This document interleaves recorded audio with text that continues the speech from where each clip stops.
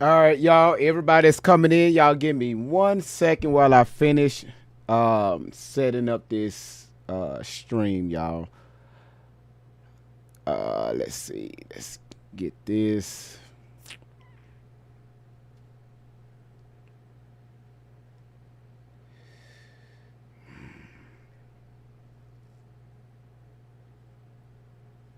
Let's get this. Scroll this down. Move it over here.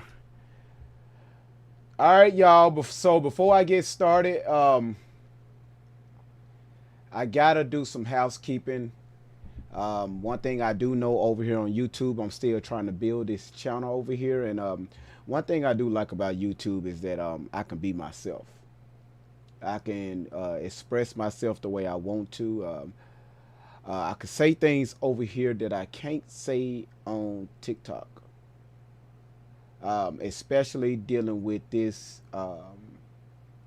young lady right here that's been going around scamming so many people. All right. So let me just get the word out. Excuse me. Let me just get the word out. Y'all give me a second.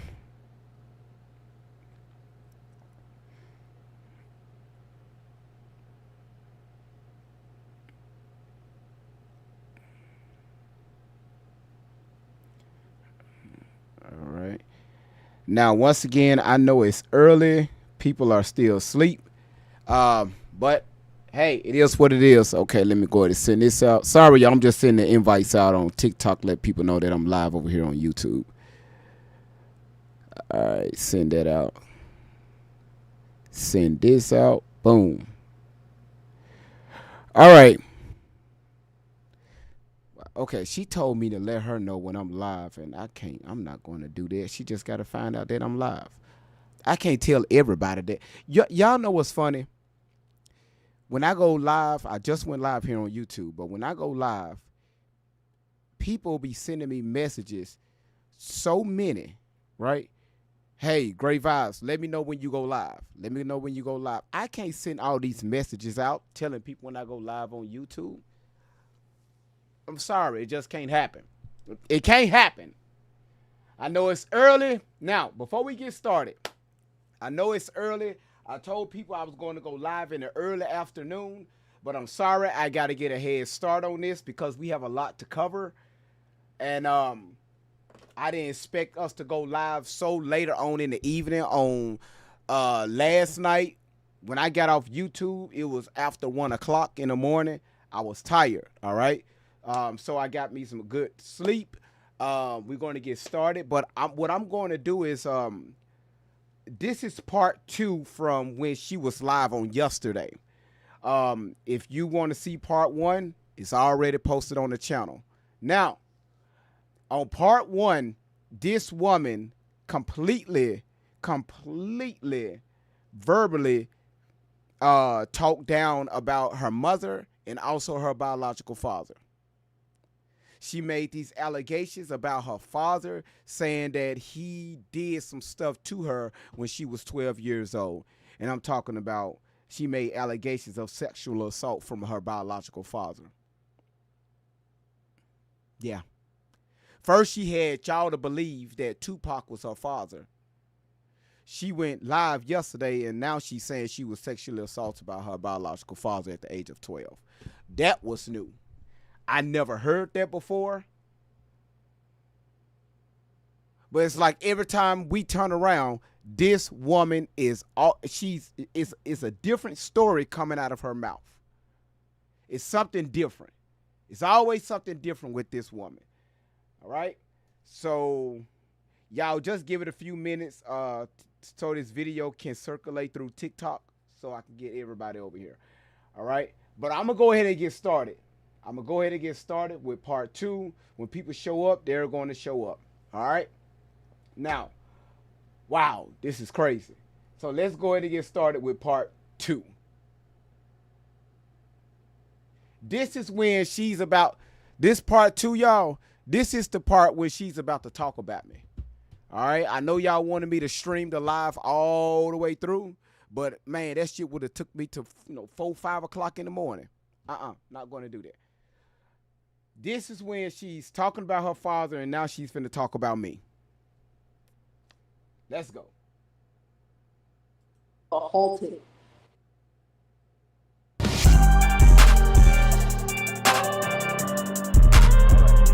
Today I'm gonna make beats.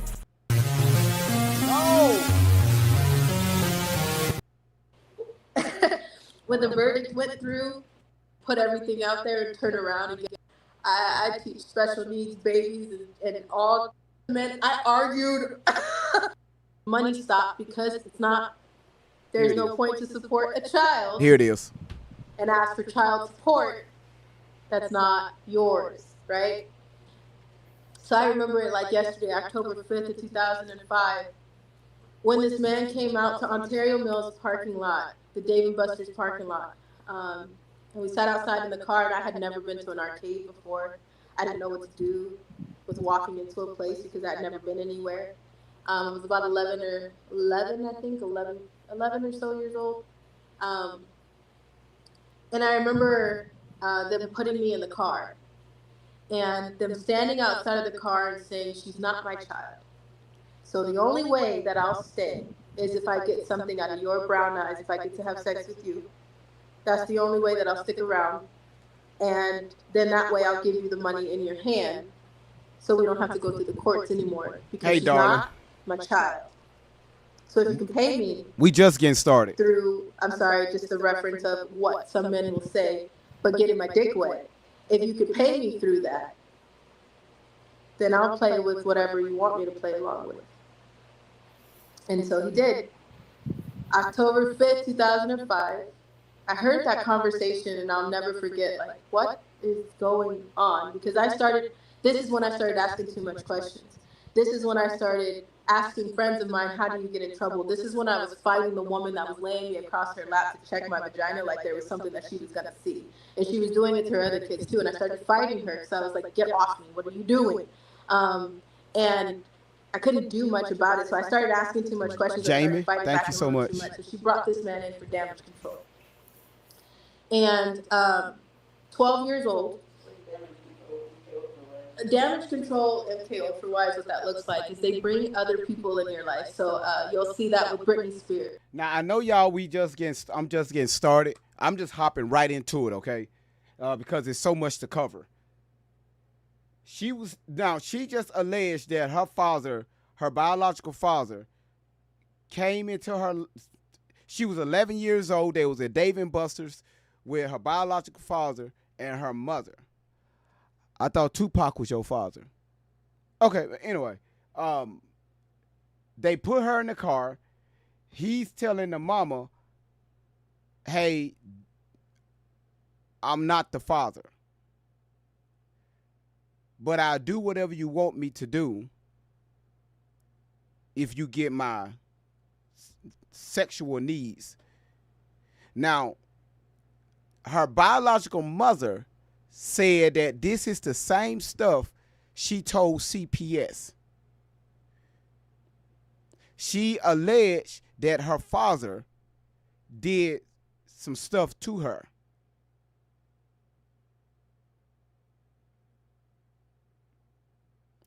This is one of the reasons why CPS came into her home and extracted her kids for a few days. Because of this shit right here.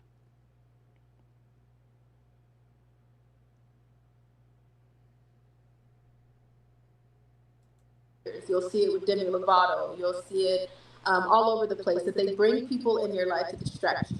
They bring people in your life and they plant them there to make something appear a different way. They will trigger programming that way. They will cause addictions to start back up. I always talk about Demi Lovato's "Anyone" song. Actually, go listen to her. If you get the chance to go listen to the song "Anyone," I tried to talk to my piano. I tried to talk to my guitar. I talked to my imagination and I confided into alcohol. I tried and tried and tried some more. I told secrets until my voice was sore. But I'm tired of empty conversations because no one hears me anymore. So at one point she was trying to tell people what was going on, and then they brought somebody else in her life and then reset. Kanye. One minute he's talking to you and he's telling you the truth, and you're like, that's a little too much truth. And the next minute, you know, Kim Kardashian comes in and he's just exhausted. He needs to be hospitalized. So you're asking, Krista, how you doing? So you're asking, is that why he didn't want nothing to do with her? Absolutely. Absolutely.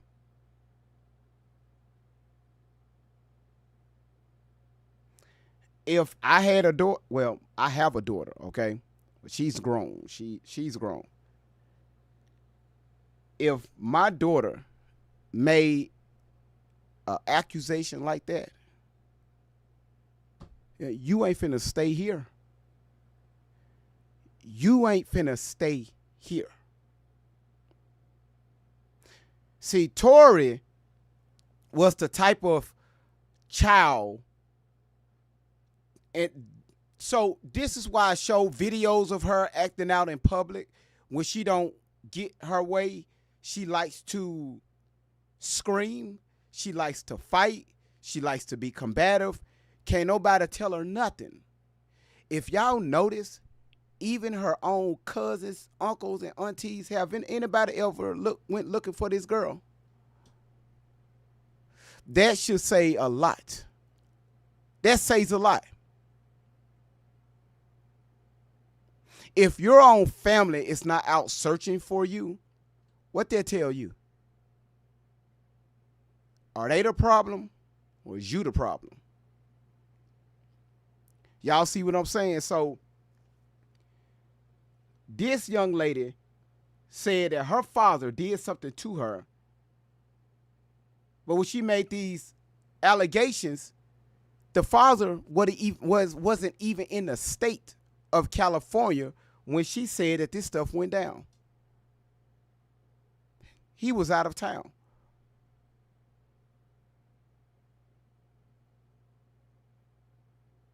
Do you know how bad that looks to a man when a woman accuses a man of doing something, let alone your own child? Oh, no.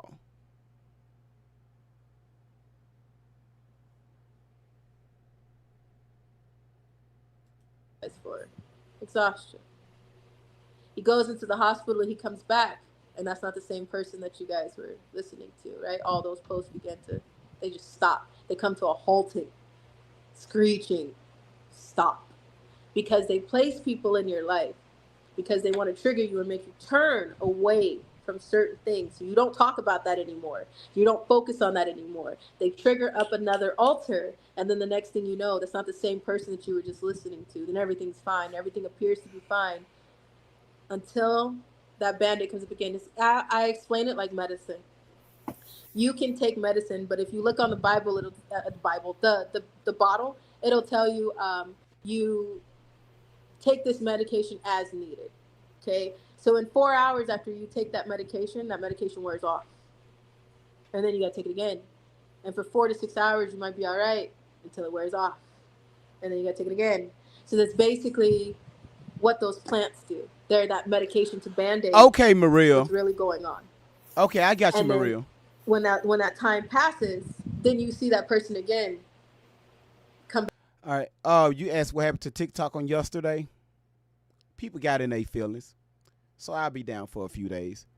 But I gotta grow this YouTube channel anyway. I cannot follow that so many people fall in what she and what the first time that the video of Tupac, she already knew that she. First she said Tupac was her father. Now she's talking about her biological father sexually assaulted her.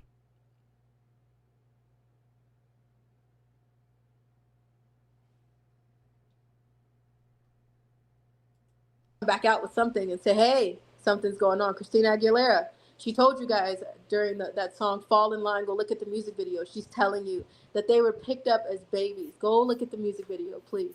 Just do me a favor. Just look at the music video of Fall in Line by Christina Aguilera and Demi Lovato. If you look at that video, it's a diary. They're telling you that as children, someone in a black uniform, the government system, picked them up and threw them underground until they were raised to perform and entertain. and they're still entertaining from underground. They may have gotten out in that music video, they came from underground, but they were still being tortured. They were still in bondage. And all of you think they're on stage and they're having the best time of their life.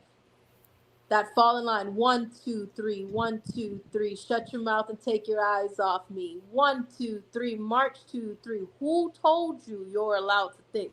Listen, they told you. So anyways, this man was put in my life, and I never had a birthday party. She would go and get things and take pictures of things and then take it all back to the store. She was doing a facade for someone. And at 12 years old, I was raped on the washer, and my sister watched. I don't call, she's not my sister, but, you know, one of her other slaves that she called her daughters. She watched. And I went to school, and I had bruises beyond bruises. I started talking to someone and said, you know, I finally have a dad, and he loves me. And maybe this is just what dads do. Because, again, I didn't have a bar. I never had a bar. So for a long time, it's okay. It's fine. If that's what it's going to take for him to stay, then it was okay with me. So I thought it was okay. I was okay with it. There were some things that I wasn't fighting. Like some people, there's videos of me that I just stopped fighting because I felt like there's no point. And if I fight you, then I'm going to end up in a crazier situation. It's going to hurt or it's going to be worse for me. So I stopped fighting. There are multiple police reports from the Riverside Police Department, Moreno Valley Police Department, Riverside Sheriff. And at one point, because she always talk about multiple reports. This stuff was made. Police was called out. All this shit. All these y'all. It's funny how the police is always called, but you were still at home with your mama. It's amazing how you have all these CPS reports that this alleged abuse happened to you, but you still in the custody of your mother.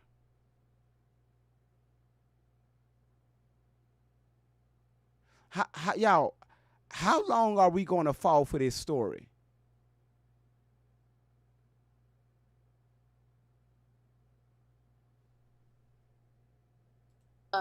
this secretion was screwing the chief of police, which was a married man, and other police officers who were who knew about all the abuse and who were buying some of the tapes from the back of the closet and things like that. They were the ones who came out to answer the call.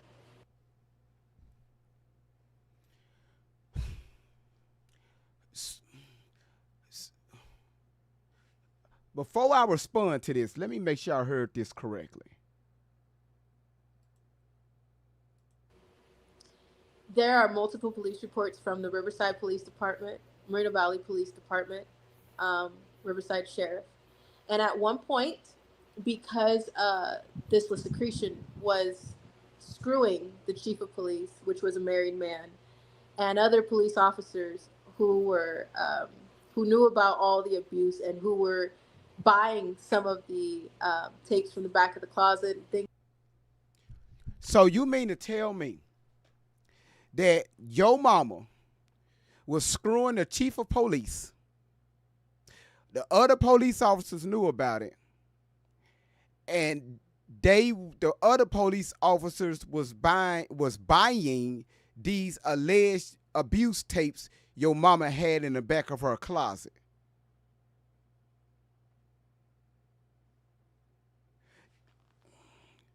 I'm gonna repeat this so y'all can try to ingest this. Her mother was screwing the police of the chief of police, which was a married man. Mama had abuse tapes in the back of her closet. Other police officers would come over and buy these tapes.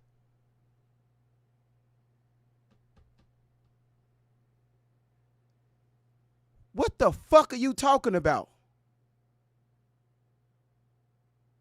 Y'all, when I tell y'all,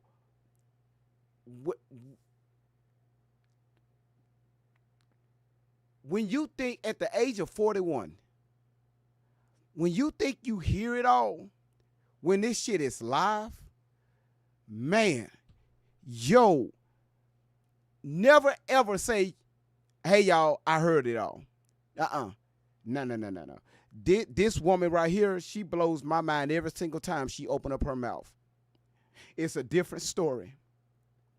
Because first she said that it was tapes in the back of her closet that her mama kept from the police. Now she's saying that police officers come to the house to buy the tapes. In one instance, you say that it was tapes in the back of your mama closet that she kept hidden from the police. Yesterday, you said that police officers buy the damn tape.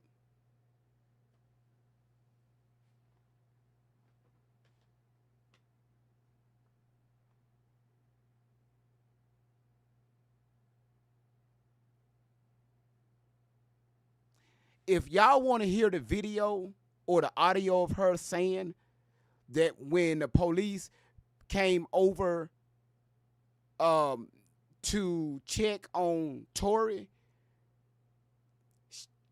Allie Tory said that before they came in,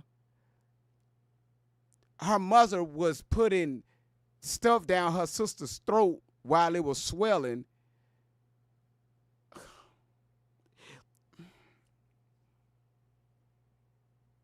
And her mother used to record it and hide the tapes in the closet from the police.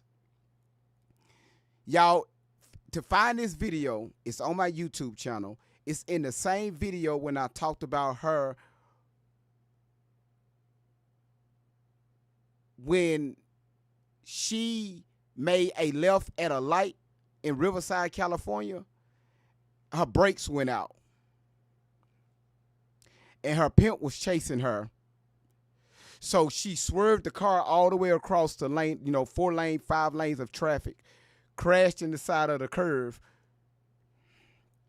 with her nieces and nephews in the back. When she crashed inside of the curve, she looked up. Her pimp was walking towards her like the mummy in The Mummy Returns. She get out of the car, take the kids upstairs, and hide them under the bed. The whole time she on the phone with Shelly.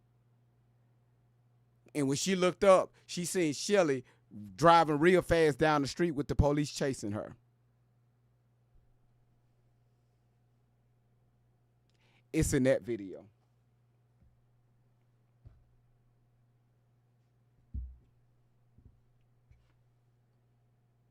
Things like that. They were the ones who came out to answer the call when March Middle School of Moreno Valley, California called.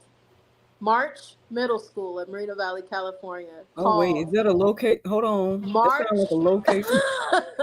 Middle School of Moreno Valley, California called the police.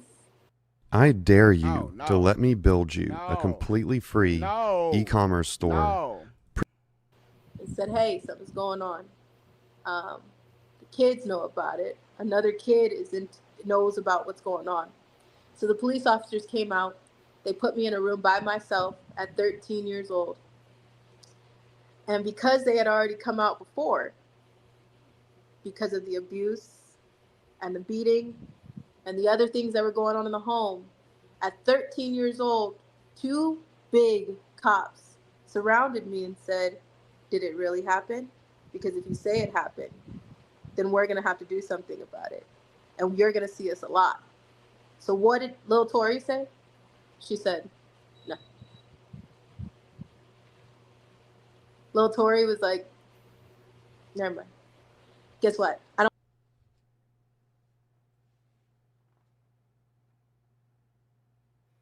Y'all, she was 13, right? Did she say she was 13 at home when the police came in to talk to her by herself in the room which don't happen unless the mother approve it or the father approve it. She said she was 13 at home.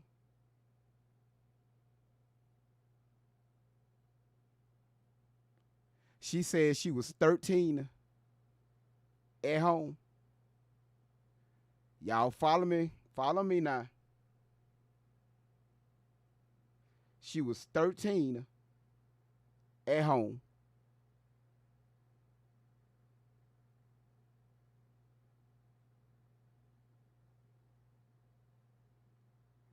She was 13. Hold on, y'all. Let me find it. She was 13 at home. Listen to this.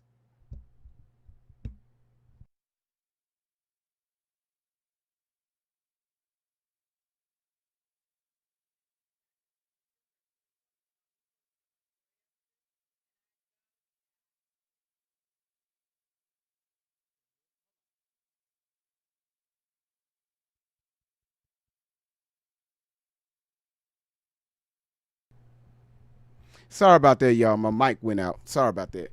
Y'all, listen to this. Now, she said she was 13 years old when this happened. I don't know how long my mic been on mute. Nobody saying nothing. She was 13 when she was at home with her mother.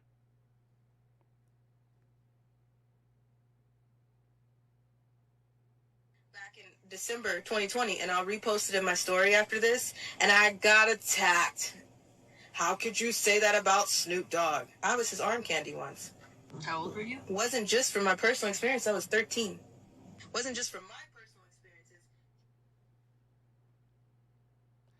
Let me play that one more time. Yesterday, she said that she was at home with her mama.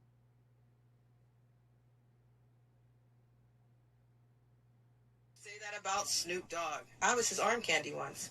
How old were you? Wasn't just from my personal experience. I was 13. Wasn't just from my personal experiences.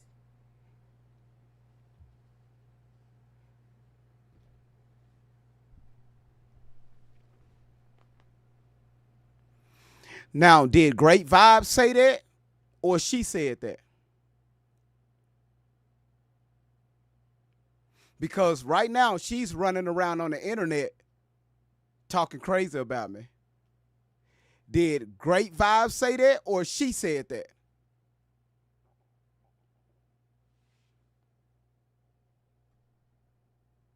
I don't want to fight you.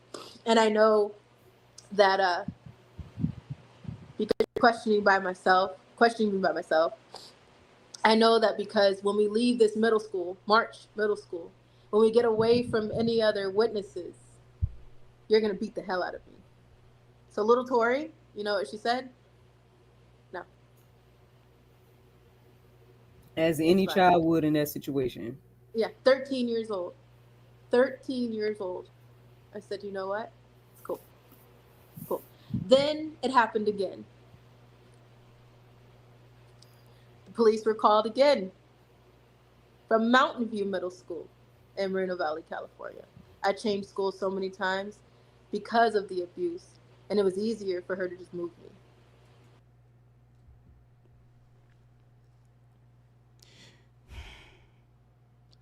So you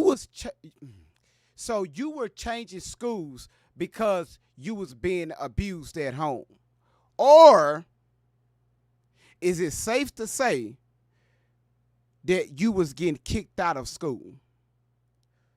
Tori, how about you be honest? Was you in some type of what y'all call them schools that were bad kids? They send bad, kids that get suspended, things like that. Alternative schools. We changed schools so much because of the abuse. No, Tori, your mama was changing schools with you because your ass was cutting up at school, not showing up to class, fucking people in the neighborhood, fucking people on school campus. Do we need to keep going about this?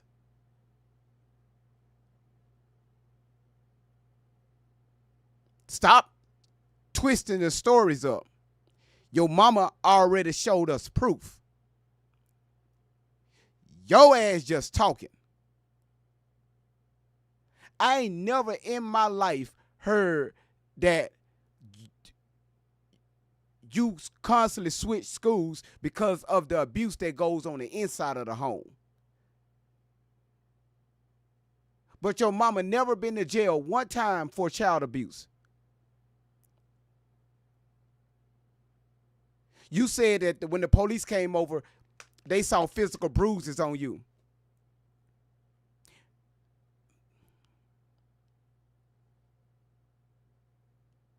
But you was still at home with your mama. You see how dumb that sound? You see how stupid you sound? When you go live trying to straighten your stories up because Great Vibe's been exposing your ass, you still can't get your stories correct. How you go from being trafficked with the elites to being at Dave and Buster's with both of your parents? Well, how the fuck that shit happened? You was being trafficked with the elites to being at Dave and Buster's with your mom and your dad. That's correct, Smiley. Her mama did say that. Because them fucking kids at the damn at those foster homes, they be doing that shit. She got that shit from the foster homes, cutting herself, putting bruises on herself.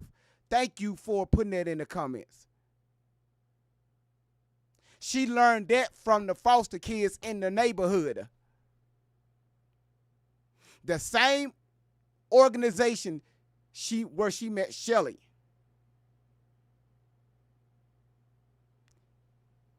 With her lying ass. So I changed schools and changed schools again. At Mountain View Middle School, got the call. And Mountain View Middle School knew something was going on. Mountain View Middle School was terrified of this lust secretion of Satan because they knew how evil she was. They knew the ties that went on. They knew the ties to the police department. They knew the ties to everything. So they covered it up, just like you're seeing them do it right now. So how is it hard to believe? How is it hard to believe when you see them doing this right now? How is it hard to believe when this is what's in everybody's faces? Y'all, she think because she repeats herself, she's trying to convince herself that what she's saying is true.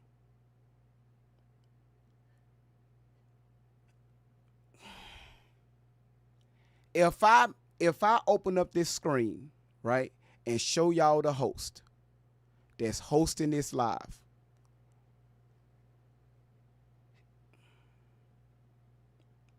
I'm disappointed. That's all I'm gonna say. I'm disappointed. Right now, if you listen to this evil that's talking, would you? Your workflow is important to us. Please wait indefinitely. With Monday.com's intuitive work management, Would you be okay with this? Or would you just walk away?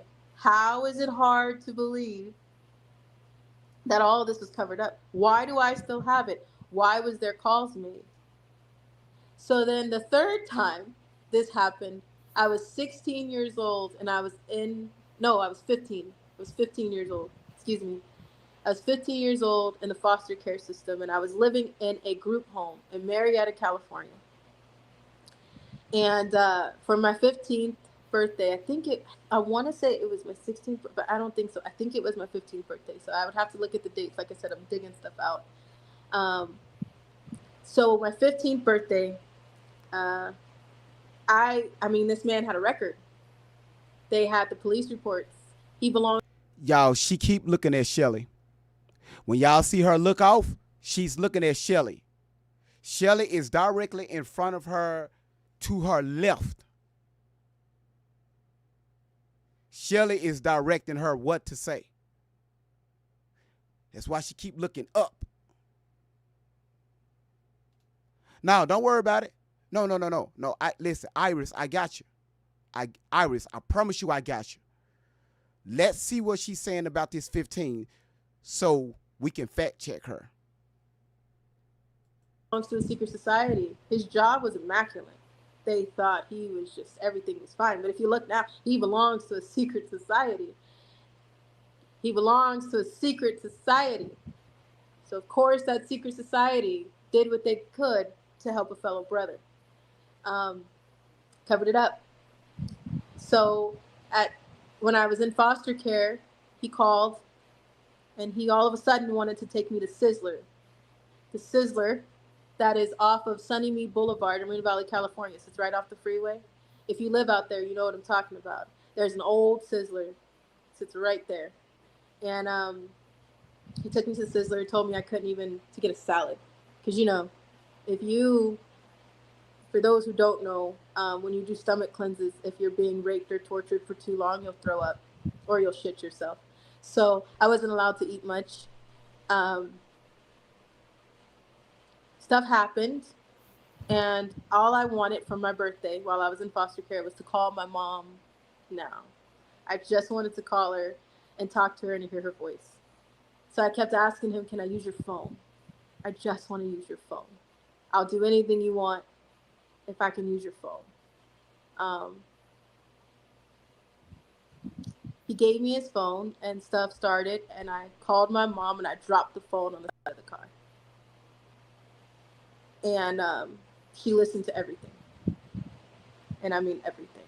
She recorded and listened to everything. So my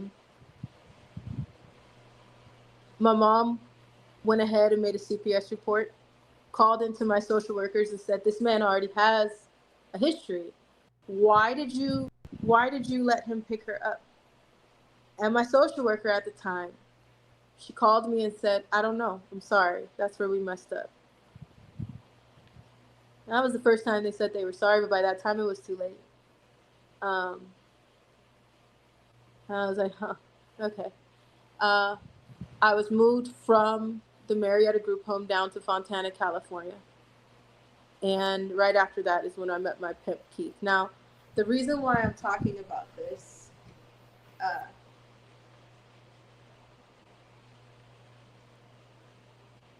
I didn't give his name. I won't unredact any reports unless, I need to. A lot of people are like, why? I saw something that somebody, you won't give out any information unless you're dead, because giving it out alive, nobody's doing a damn thing. Giving it out alive, people are covering it up. Cassie gave you information.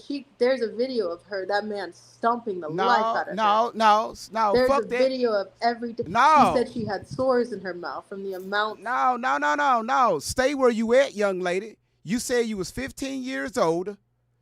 Whoever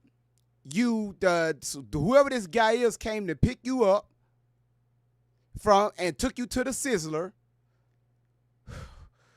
You asked to use his phone and it dropped on the ground. And I guess you was calling Shelly to come pick you up. Now you met Keith. Stay right there. What the fuck we talking about, Cassie? Of abuse and rape and torture that she went through. You can look back at some videos and see that she's not even walking straight. You can see that she's dazed out and disassociating. And still that was not enough. So there's a lot of cards that I hold really close to my chest. Because I know that make it look like Santa Claus and the Tooth Fairy did it. Like they are right now. Like you're seeing right now. Like you're witnessing right now. But all of a sudden, the desk is gone. The desks don't exist that the ledgers were on. The Epstein client list don't exist, but Epstein's dead. Ghislaine Maxwell didn't do a damn thing, but she's sitting in jail. The judges never seen any children, but they put her in jail for many years because there were other children that were on the case. So just like you're seeing right now, It was covered up. Damage control. I guess that's all I want to talk about. I know we're getting close to 2 hours. I mean, well, you know, I just love spending.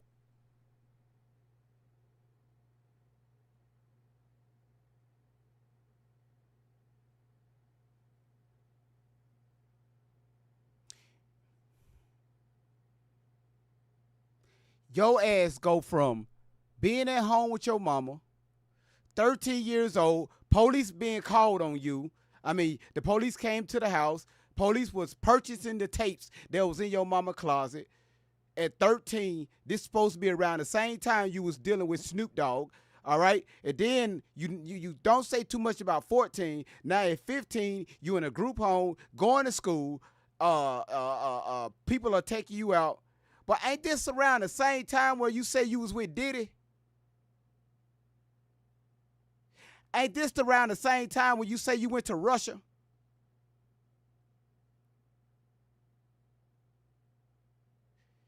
Your black ass is back in California eating at the Sizzler.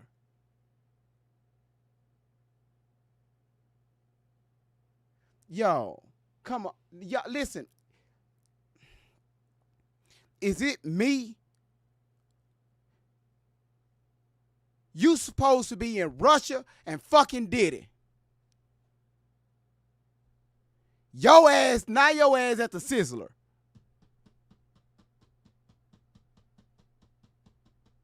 You said don't worry about it. She going, boy, you can't make this shit up.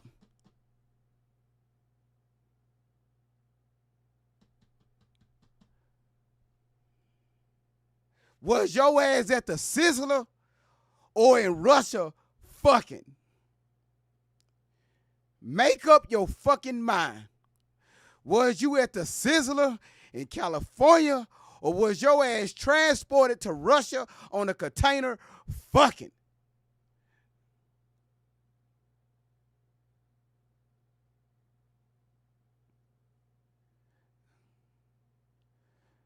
You asked was the Sizzler still out when she was, hell, I don't know. Right now she said she was 15 at the Sizzler. As a Sizzler. When she's supposed to be in Russia making money on a job. Having a girlfriend experience. With cases of money being auctioned off first at $500,000. And then she went to $1 million. Then we jumped from $1 million to $1 billion. But your black ass at the Sizzler.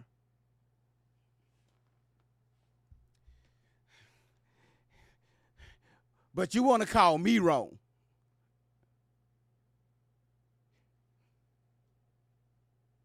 On with you anyway. I just feel blessed to just talk to you. You know what I'm saying? And of course, we know the people love you out here. You know what I'm saying?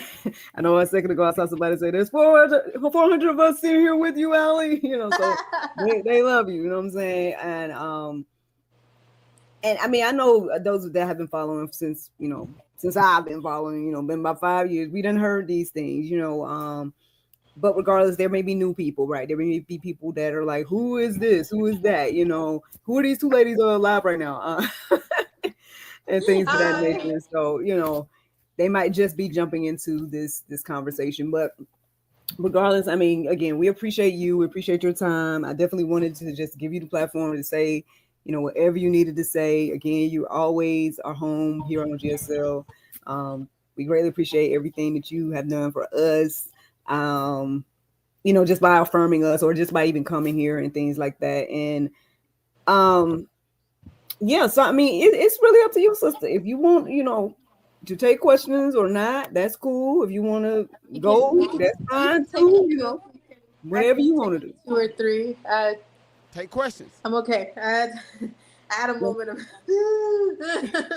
but I'm as fine as it gets.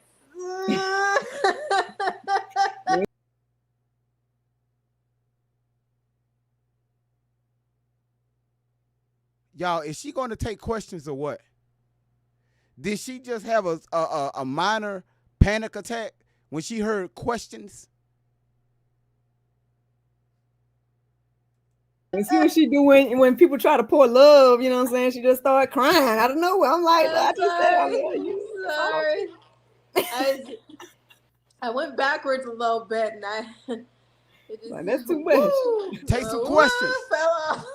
Let me No. see. I'm not I'm gonna alright, find my I'm questions alright. from last time. Then, if you There you go. trying to stick around, Take if some you got to questions. go though, no pressure to stay now. No pressure to stay if you got to go. Take some questions. Let me Good. know. Good. Come on. Um, Questions. Or questions from the people and whatnot as well. I mean, of course, there's all these comments we just didn't ignore this whole time. But let's see here. I think I asked some stuff we kind of talked about on the back end.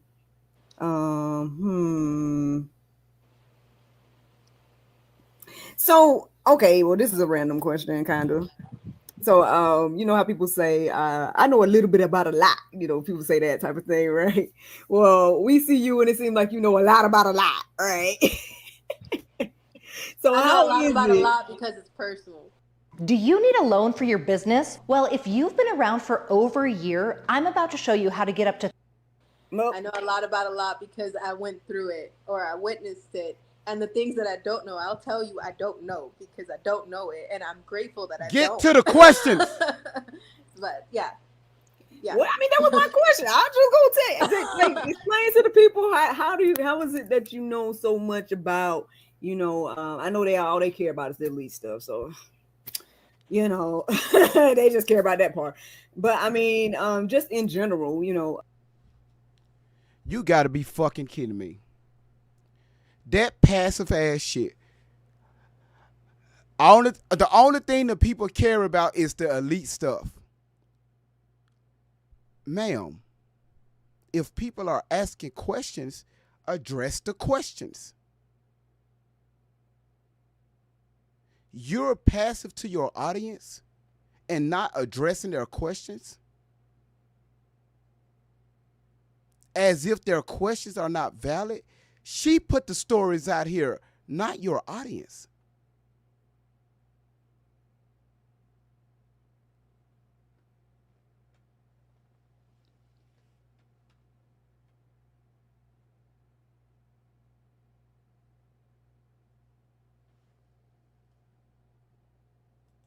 You know a lot about a lot, and obviously, you know, I try to take the time and read questions that you've answered over the years, because since some people come here asking those same questions, I made like a whole little series called Truth to Tell for you, where I just take those answers that you said already just to try to give people, you know, in doses. Let her answer the question. If I don't know something, if somebody asks a question, I will go back and find the video so that question can be answered. If I don't know something, I will allow her mother to come up on the panel to get these questions addressed.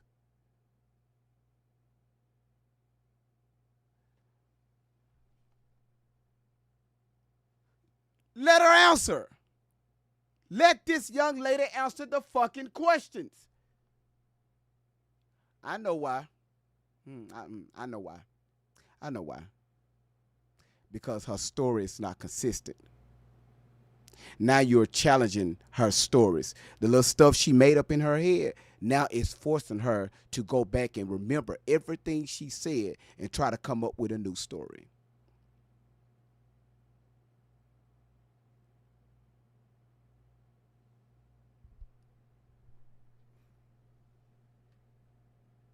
Is, you know, what you've already answered and stuff over the years, but it does seem like the questions just vary in a lot of different ways. It's like about specific people, or if it's about like obviously, you know, the different mind things, you know, like DID, MK Ultra, obviously your own personal testimonies and things of that nature as well.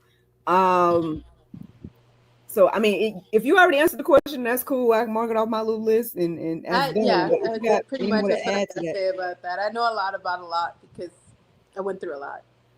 And the things that I know, it's because I'm sorry, y'all, to keep pausing this video.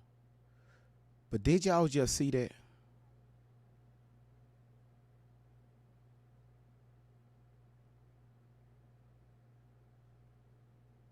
Did y'all just see that?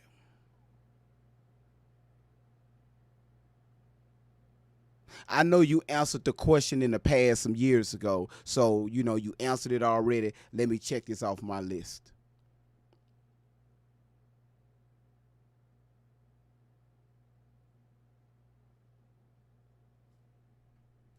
Because I had to grow through them. So it's not that I'm just like pulling things out of my neck. I unfortunately know these things because I had to grow through them.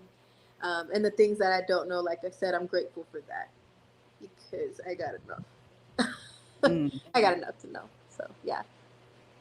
And then just remind us again, like, how did you meet Miss Shelly? Do you mind just reminding us just real quick, just in case somebody's brand new and they're like, huh?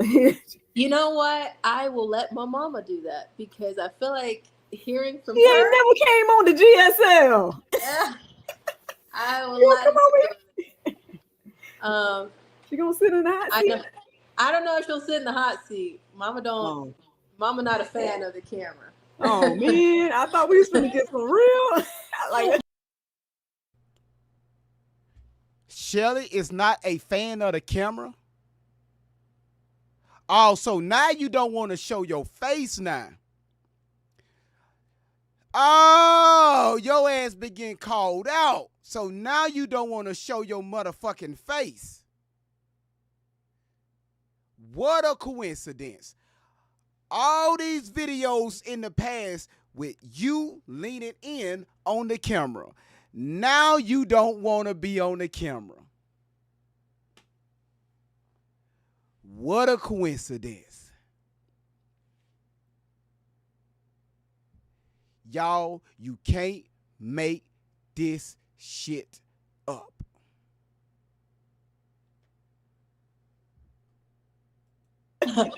She headed over. Let's see. don't let me get like MJ. Miss Shelly, Miss Shelly. Everybody, Miss Shelly.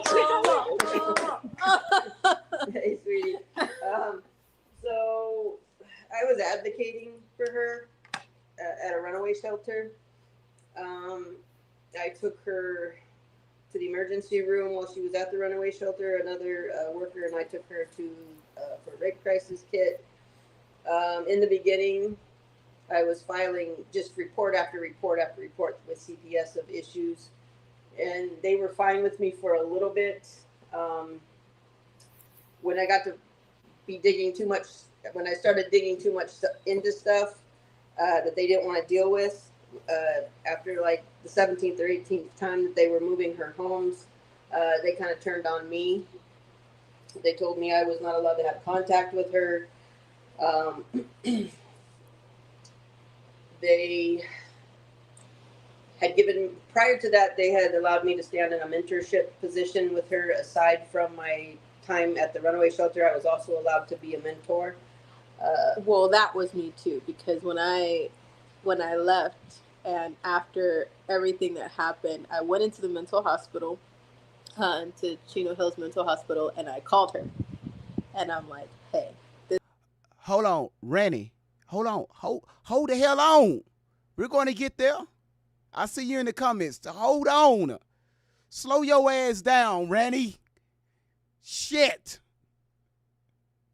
Let her keep, because she did it twice already. Hold the fuck on. We're going to get there. This is what's going on. And I'm like, can you help me? Can I just call you? Can you be there for me? And I talked to them about that, and they were like, she can be a mentor. She can be an advocate. I don't know if you guys have ever heard of what are those? What was that? It's in California. It's called. Yeah. We just talked about that. It's a program. It's for. Is it CASA? CASA workers. It's CASA workers. So it's kind of like the Big Brother, Big Sister thing that you, Big Brother or Big Sister, a foster kid. This is still a thing in California. You can do that. You can volunteer to be a Big Brother, Big Sister. That sounds like some options for people to get out there and do. She had to take a step to be in this. I had to take a step to be with this white woman that looks just like me. So, after I was reporting too many things, I had sent the police. I had heard she was being raped over the phone by one of the foster siblings, the older brothers. Oh yeah. So that I was in had Fontana, called the California. police and sent them to the foster home. They started getting irritated. Her handler started getting irritated. Her traffickers started getting irritated. So they kind of turned everything back on me for a time. Shortly after that, I think she was auctioned to Russia, and she ran. She was missing from care for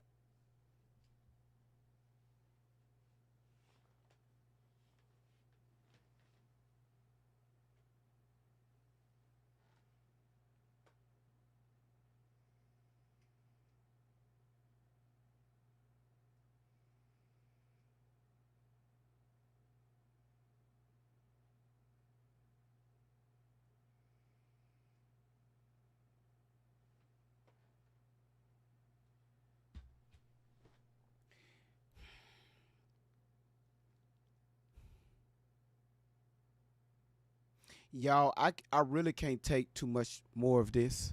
Um,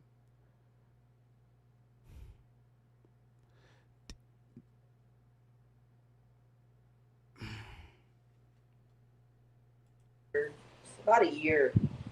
She would call and check in with me periodically to let me know she was okay. She was calling periodically to the social workers and saying, I will come back if you let me be placed with Shelly. And they refused for a while, and then finally they relented, because the time she was AWOL, I don't think anybody was collecting money for her. Well, CPS was, but I mean trafficking wise, people weren't able to traffic her. So her being AWOL was a problem. So they let her be placed with me. So like in a year's time, I was a horrible person and not allowed to be in her life. And then CPS is placing her with me about a year later. So sounds it made no just sense. like the desk was there and then it disappeared. It's kind of like that. So, well, like I said last time, man, thank God for you, Mama Shelly. Like, I have no clue what this young lady.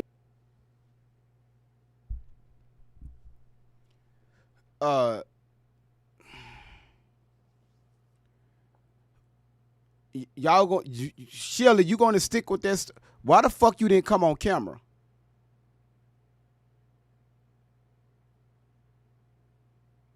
You going to stick with that story? You really going to stick with that story? The host asks you, how did you and Allie meet up? Your ass said y'all met in the group when she was in a group home. You sure you want to stick with that story?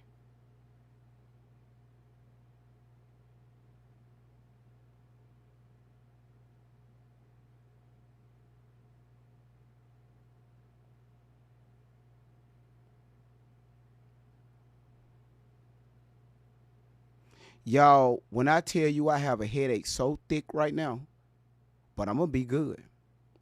How many times I've showed on this platform and also my TikTok platform the paperwork.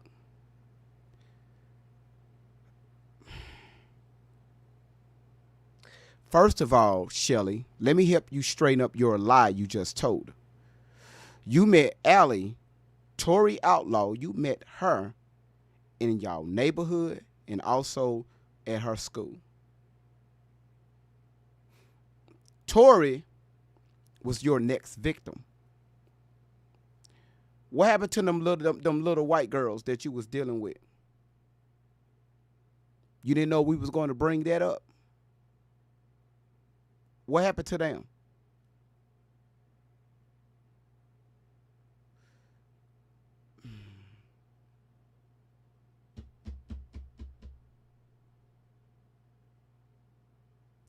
You made a statement. You said that you kept making a lot of reports to CPS and they was ignoring you.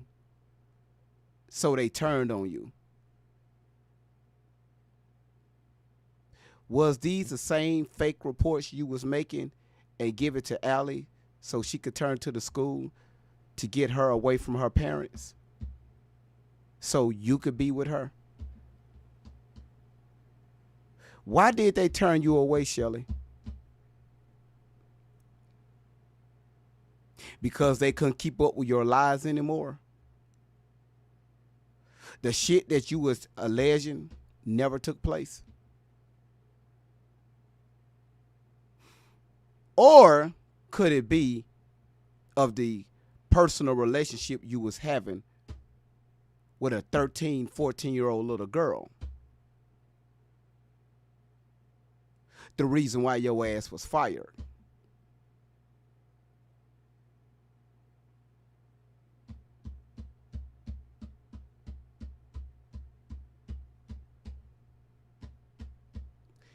Did y'all hear how this lady got on this platform yesterday and straight up lied? That's why she kept pausing, clearing her throat, stopping. And it sounds like that she was reading from something off a fucking script.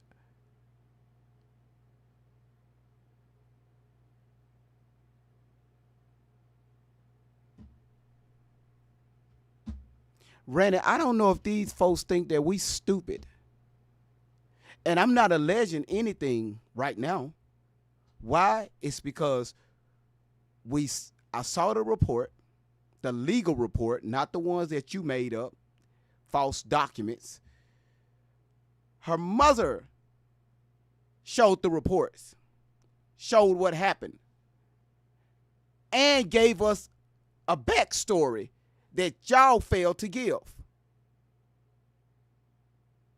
Shelly, why did you come on camera? I'll tell you why you didn't come on camera. Because most of us can read your bullshit. You sat here and just lied. Why you wasn't on camera, Shelly? You know you kidnapped this young lady when she was under the age of 18. That's why your ass was on the run, and you had Tory to believe that y'all are running from the elites. Why you just stand there and lie, Shelly? You are a sick excuse of a human being, kidnapping a child and being on the run ever since. You are a lying piece of shit. See, I talk to you. I wouldn't say that about Tory. I never known a mother, a foster mother, would have her grown-ass daughter sit between her legs. Sit between her legs. While y'all sleeping in the bed. Tory, did you make a comment and said that this woman paved the way for you? What? Remove you out of your home into the back of a van?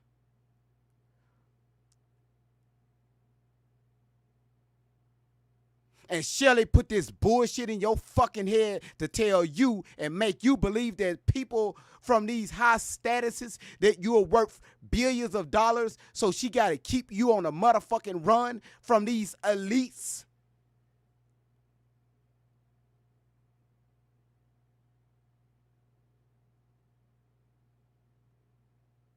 Shelly, why did you get on camera?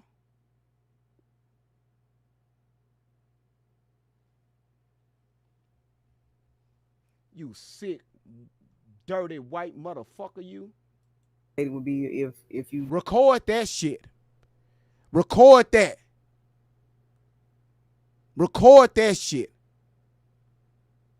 Shelly, why did that group home you was in, that business that you own, why did it get shut down? That you was helping out trafficking teens, girls. What happened to that business?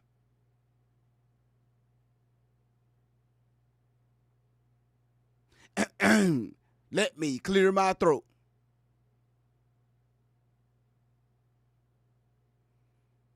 Thank you, S91. Save the children my ass. Y'all use save the children as a way to extort motherfuckers out of their money. Shelly, why did you get on camera?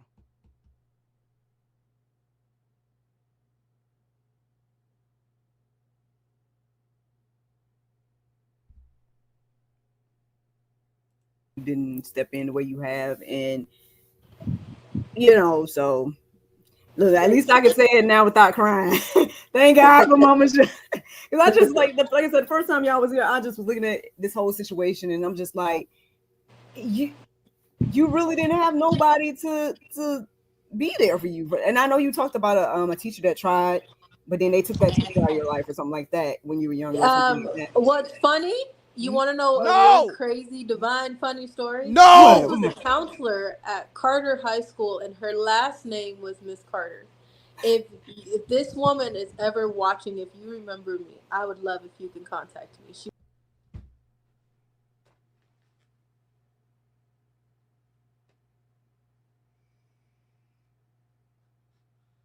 I know the fuck she just didn't sit there and lie. I know the fuck she just didn't sit there and lie. It's funny, her last name was Carter.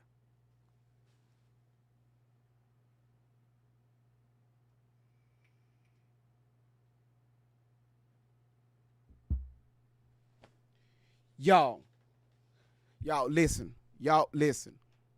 Because I know so much shit and I drop so much information. Y'all, we gotta find Miss Carter. Y'all, whoever this Miss Carter is, we gotta find her. So much information I dropped on YouTube and TikTok. Now you got a mysterious Miss Carter. Y'all, I'm finna rewind this. Listen to what the host just asked.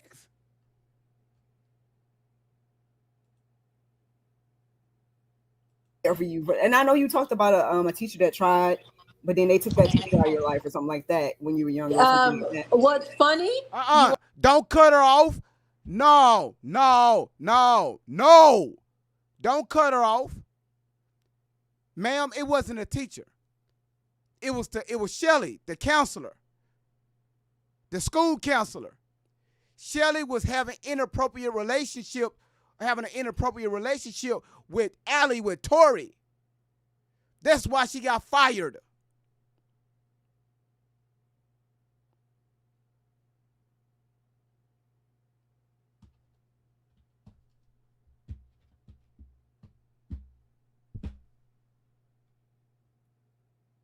Y'all see how Allie was so quick to cut her off? You know what was funny? Want to know a really crazy, divine, funny story? What? This was a counselor at Carter High School, and her last name.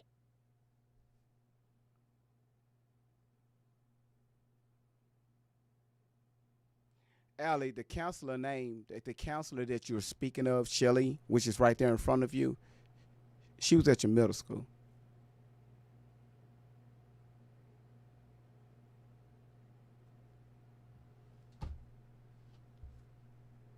Name was Miss Carter. If this woman is ever watching, if you remember me, I would love if you can contact me. She was blonde. She looked like a young Mariah Carey.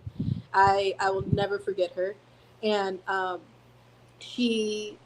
told her everything that was going on. I gave her my mom's number, and I'm like, what's funny is you guys' last name is the same.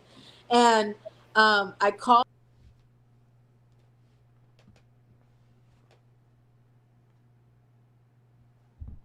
This woman comes up with a new story, y'all. This woman comes up with a new story. Every time we turn around, she comes up with a new story. Now she was a blonde looking like a Mariah Carey. Where the fuck this shit come from?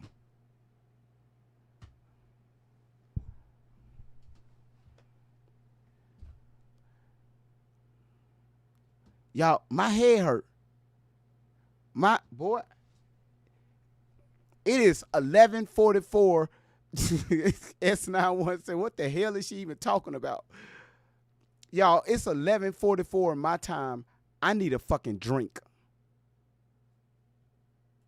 I told her everything. I even gave her the pictures of my pimp and everything. And she called the SRO of the school. And the SRO, the school resource officer, knew about the pimp that was shopping throughout Carter High School. Carter High School. Is it considered Bloomington for Carter High School? I think it's considered Bloomington, but it's in Fontana. It's on that line. It's one of those little small towns where, 1 minute you crossing over a line and you in another one. But it was in Carter High School, and my teachers were my clients, a lot of my teachers at the school. And so I had told... Your teachers were their clients. The teachers at the school, at the high school, was their clients. One day, my counselor, what was going on, I gave her everything. I told her I was a foster kid. I'm like, this is my pimp. He's coming to pick me up. I'm sure he's going to check me in as present, and there's nothing that you can do. And she's like, oh, bet me. So she started calling my mom, that one. This lady. She called my mom, and she called my social worker. And my mom had told her the truth and gave her all the information that she had. And then my social worker talked to her. And I remember her telling me, I'm going to do something. And I was like, please don't. You're going to get yourself in trouble. You're just going to get yourself caught up in something that you don't understand. And she's like, I'm not going to stop until I do something. And she pulled in the SRO, and the SRO was involved. Again.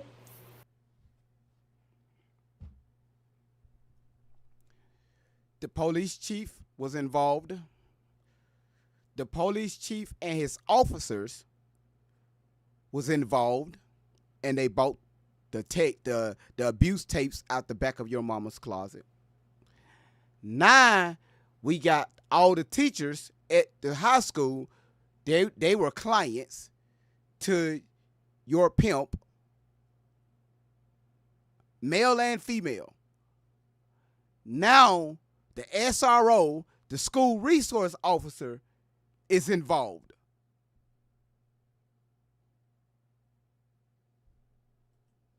Those ties, like the maid on the case, like the security on the case, like the hotel manager on the case that covered up everything for Cassie. I don't know how. Y'all see how she used other people's stories and inject herself in and make up her own lines. Do y'all see this?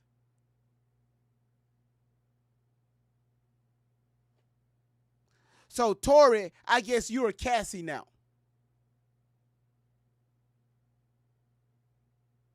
Y'all can't see this shit. Else to help you guys kind of connect the dots. That this is not just an elite problem. Okay? I come from somewhere that started real small. Okay? And the school resource officer, I will never forget his response. He said he sits outside and he blasts his bass speaker in his car. And he said, I'll go talk to him after, but I know who this is. And she kept telling him, like, hey, she's telling me about these elite parties. Because I told her the truth. I don't know what possessed me to tell that woman everything. I said, please help me, because I don't want to go to the party that I'm going to tonight. He's going to pick me up, and he's going to pick me up during school. I have to leave soon. I was walking. It's a 2-story school. So a lot of my classes were upstairs. So I was walking from upstairs, and security was unlocking the gate so I can walk right out of the school. You know that school system that calls and says your kid has been targeted 4th period or your kid was absent in 2nd period? So now, the school resource officer was allowing you and only you to have the privilege of walking you out of the school, unlocking the gate so you can go to these elite parties.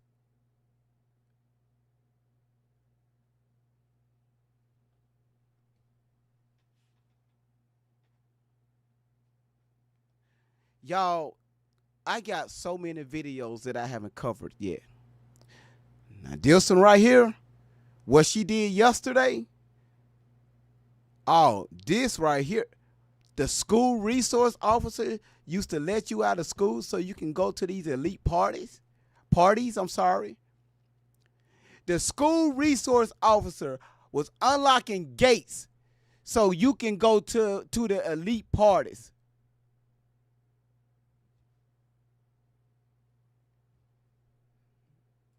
It wasn't calling because the people that were working for the school were involved. So the school recording wasn't calling my foster home, my group home, anybody to tell them anything. So I told my counselor and I said, this is what's happening and I'm tired. And at that point, I had been to a few elite parties and I was kind of in shock. I didn't know how to feel. I just knew this is still going to be happening. Long story short, she disappeared. I never heard from her again. She took his pictures. She took his information. The SRO told me to go back to class. Ma'am. God damn it, ma'am. You said your counselor disappeared. No. Your school counselor is standing right in front of you. Your school counselor that was fired for having relations with you is standing right in front of you. She disappeared. I don't know what happened.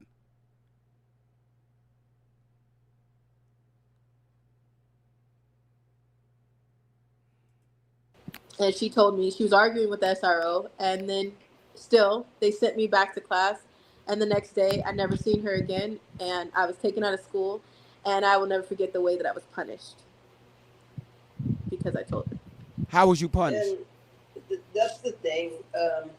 For most of my life, I've worked with troubled kids, homeless kids, kids that didn't have good families. I was a mentor. So none of the troubled kid things were news to me. What was news to me is when I started fighting for this kid, I started getting the hate turned back on me and things turned back on me that made no sense, that I never would have imagined. And even though I was probably had a little bit more experience than most with troubled kids, this was a whole different arena of anything that I had ever dealt with. I was very naive. I expected when I called the CPS that they would do common sense things. I expected if we called the police, they would do common sense things like we've all been trained and taught. You call the police and they're going to help you. Well, none of that was true in this situation. Yeah. After my pimp found out that she continuously called, she called on Thanksgiving, and my pimp showed up to my foster home with the police because the social workers, my pimp, they showed up to the house, and at that point, he had gave my foster parents that were Mexican that spoke no English $5,000 to let me walk through the front door instead of going through the window or the garage.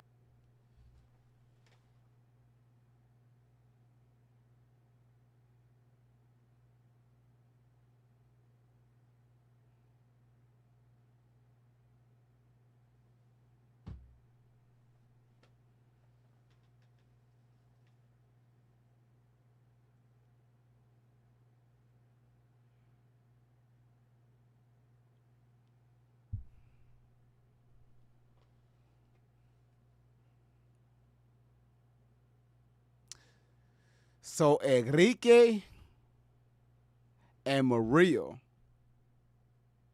was your foster parents. Your pimp came through the door, bust the door down, said, "Nah, we are not going out the window this time. We ain't going through the garage door this time. Here $1,000. Maria, Enrique, release her right now."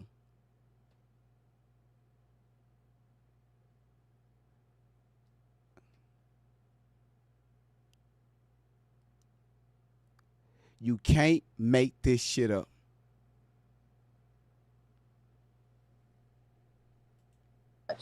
So I told my mom.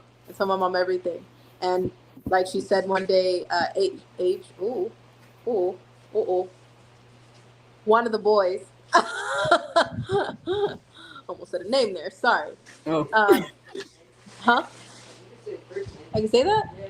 Oh, Adrian. Adrian, out of my foster home.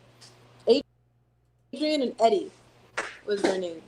They were brothers. Oh, them sound like names. Did she say some names? Uh-huh. I just said. I know, because no, you don't never say no names, Allie. Never. What? She don't never say no names. Well, who the fuck is Isaiah? She don't never say no names. Who the fuck is Snoop Dogg or Diddy or all the presidents that she fucked? She never say no names. Have you been Young Jock? She never saying the names.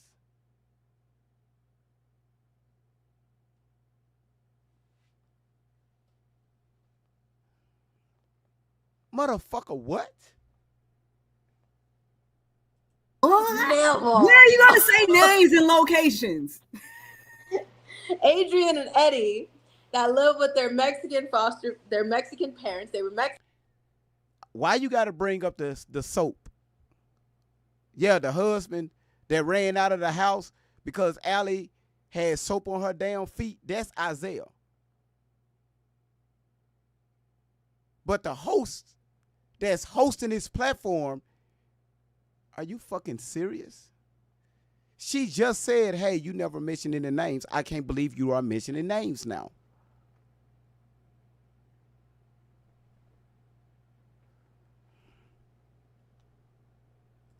Mexican. I lived in a Mexican foster home in Fontana, California. And that was a thing too, because you were not allowed to place, according to CPS rules and California rules, you're not allowed to place a child in a home where they don't speak English if the child is English speaking. But she was in a home where there was only Spanish speaking, no English. Spanish speaking brothers. The foster parents, and even in the reports, they won't address them by their real names. They call them madre and padre. They don't, even the social worker. Hey, Liz, sweetheart.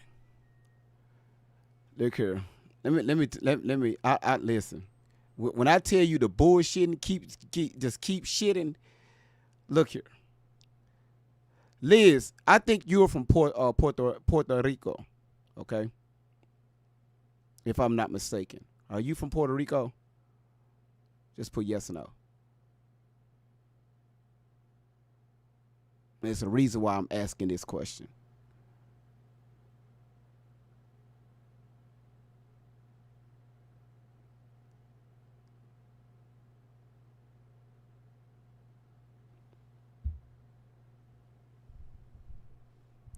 Y'all, it's a delay.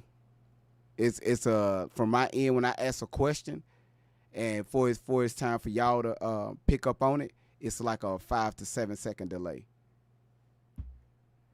No, I asked one of the a young lady, was she from Puerto Rico? This woman just said that the foster agency. Okay, you are from Puerto Rico. Got it.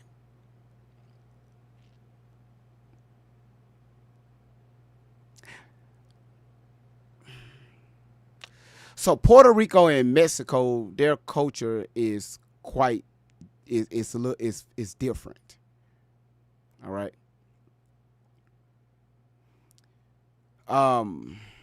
Liz, just to let you know, I know a lot about Puerto Rico. San Juan, Bayamon. Listen, y'all. The foster home agency put Tori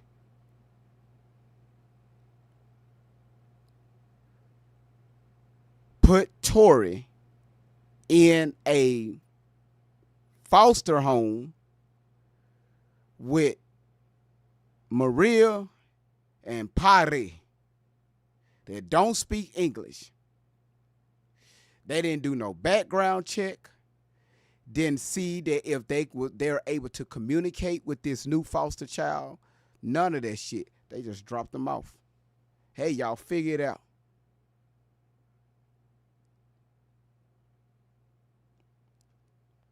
Two, you didn't know their real names because their real names is not part of the system.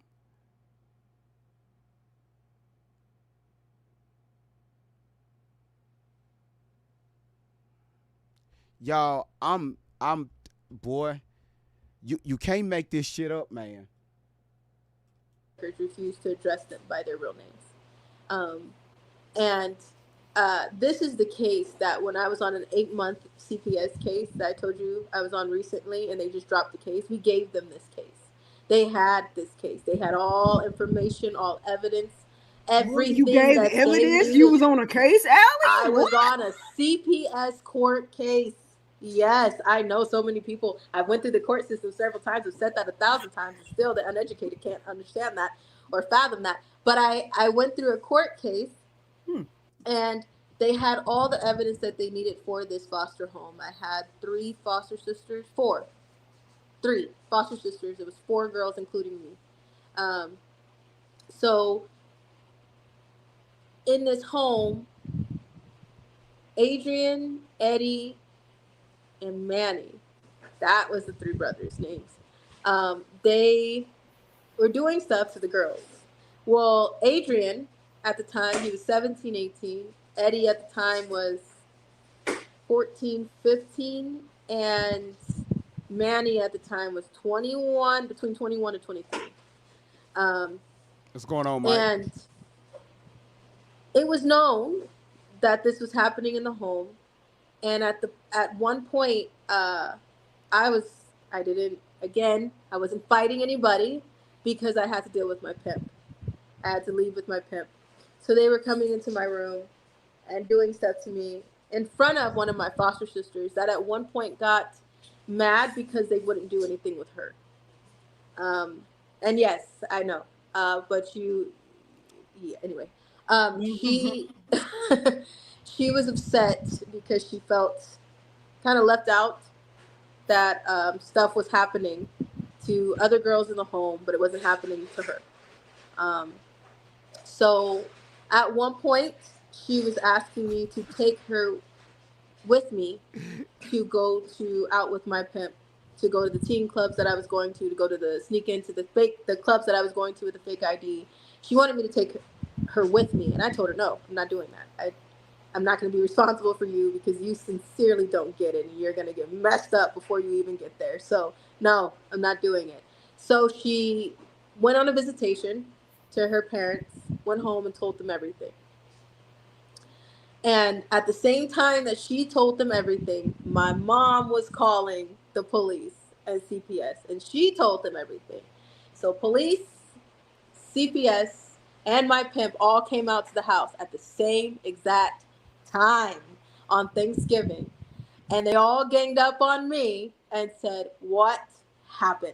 Is it true that this is what's going on in the house? Because I'm looking in the eyes of my pimp, who is damn near 30 years old. I'm telling them nothing happened with my foster brothers. I'm like, oh, no. Everything here is fine. Everything is.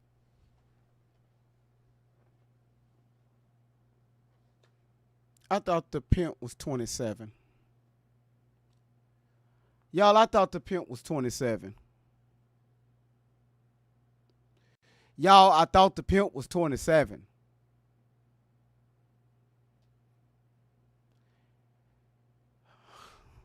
Listen, y'all. Listen to me carefully.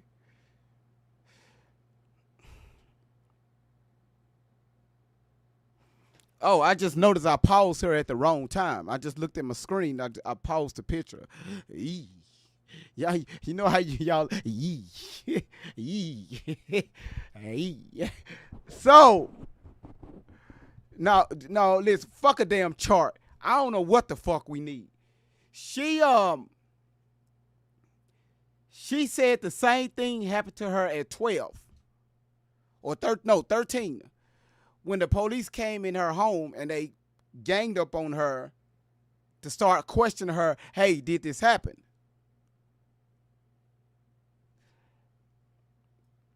Allie, ma'am, y'all, I'm going to continue to let this play.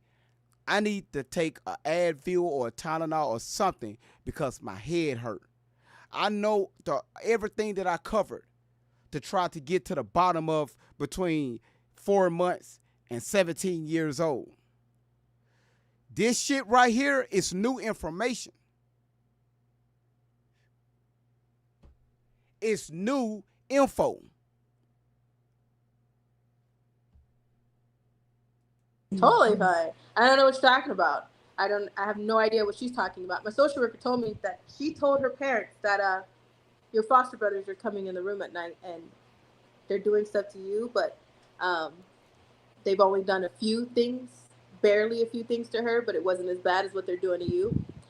When I tell you I got so territorial, if she's ever watching this, and I know she remembers this, she probably hates me from that day. I threw all of her belongings out in the yard. I was very territorial. I was mean because I was like, you're going to get me killed. You're going to get me killed. And I'm not the same person that I was, but I can admit to that. I was mean at that moment because I was like, you are going to get me murdered, female. All right. And I can't do anything about it. So I told them if she feels that way, then tell her to leave, get out, go back with her family because at least she has a family. And I was really upset because I was like, you went home to somebody who you could trust. I don't have anybody to trust. You're going to get me killed. So I took all of her belongings, I turned the sprinklers on, and I threw them outside in my social worker's face. That should have been enough for my social worker to put 2 and 2 together to say, all right, that was a little too much anger for something that doesn't exist. But they did it. They left me there, and they removed her. And the abuse continued. And I had, at that point, that is when I went through his wallet. We won't get into this. I know we're going over 2 hours, but that's when I went. That's when I went in his wallet and found all these fake IDs because he was making fake IDs for me. He was making fake IDs for any girls that he was picking up from the high school. He was making fake IDs for the girls he was picking up from the middle school. And we would go over to the Stringers bar. The Stringers bar. Oh, is that a location? That's another. Oh, there's another location. Stringers Bar in San Bernardino, California. They closed that down because there was so much going on in the club. But before, it wasn't closed down. And it was easy to get into the bar with fake ID. At 14, 15, girls were coming in there as young as 12, going into the bar. And one day, after she left, my foster brothers are still doing whatever they wanted to do to me. It was the day after Thanksgiving that he walked into the house after the social workers and after the police left. Y'all, listen. Y'all listen to me. Variety right here in the comments. Okay. I'm finna pin her message. This woman right here, y'all think I'm petty? This woman right here is petty on a whole nother level. She says, so in addition to this, you marry Isaiah's family, who had recently killed their daughter, Russia, Zach's assignment. Girl, you weren't in foster care that damn long. You are totally absurd. I told y'all you see y'all trying to keep this shit. I can't keep up with these lies. Okay, I'm not going to call them lies. I can't keep up with these stories.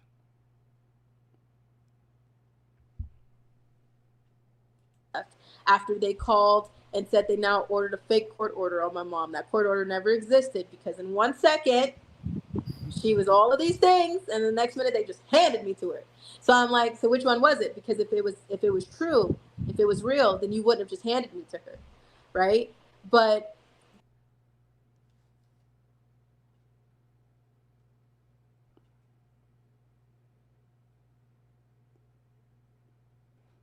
so under the age of 18, a woman that was ordered by the court not to be around you anymore, the courts just gave them. The courts just handed you over to Shelly.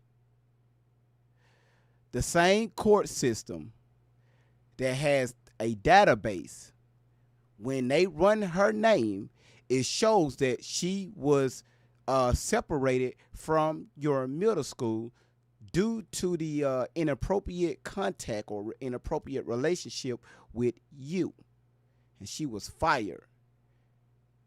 And these same group of people handed that woman over to you. Over to Shelly.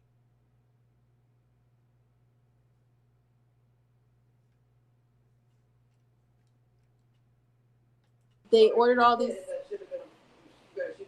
Or if it's real, where was the investigation? If the court order was real, if all the things that they said was real, CPS still has some explaining to do. Because whether or not it was real, there should have been an investigation. And if it was real, then I shouldn't have been handed to her. Are you stupid? Ma'am, are you listening to yourself? When you talk, do you go back and play the videos that you're on and listen to yourself? I'm sorry, y'all. I got to be a little bit more proper with my grammar. Do you actually listen to yourself?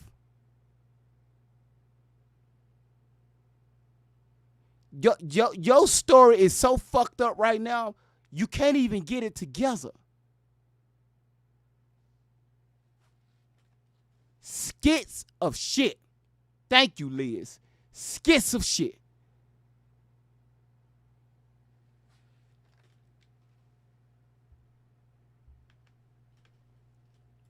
Like nothing.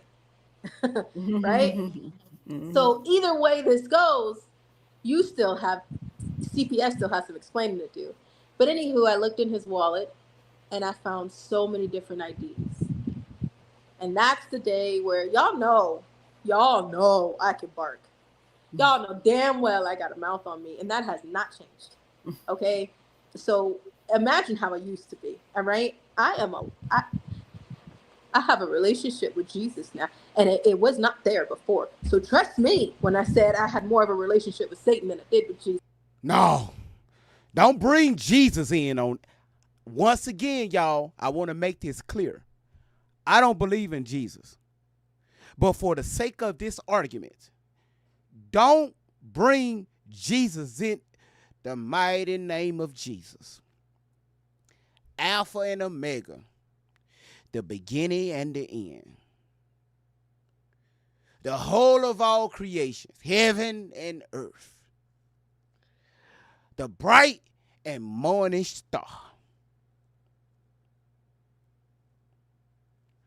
Why the fuck you bringing Jesus in? Jesus ain't do a damn thing.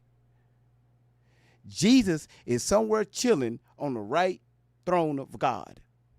Now, I'm just doing this for the sake of the conversation. I don't believe in Jesus, all right? But I'm just doing this for the sake of the conversation.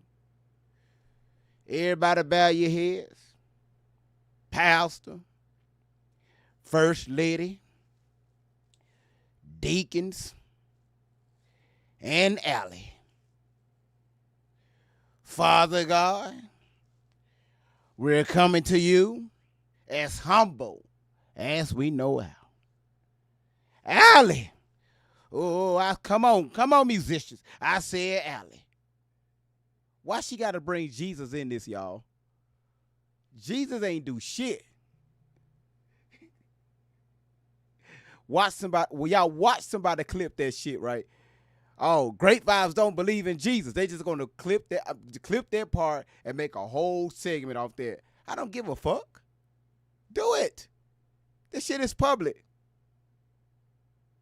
But I bet you make sure you clip this. I bet you $100,000. I know your Bible better than you do. Now it's time for me to be like Allie. You want to try me? You want to try me? You want to try me?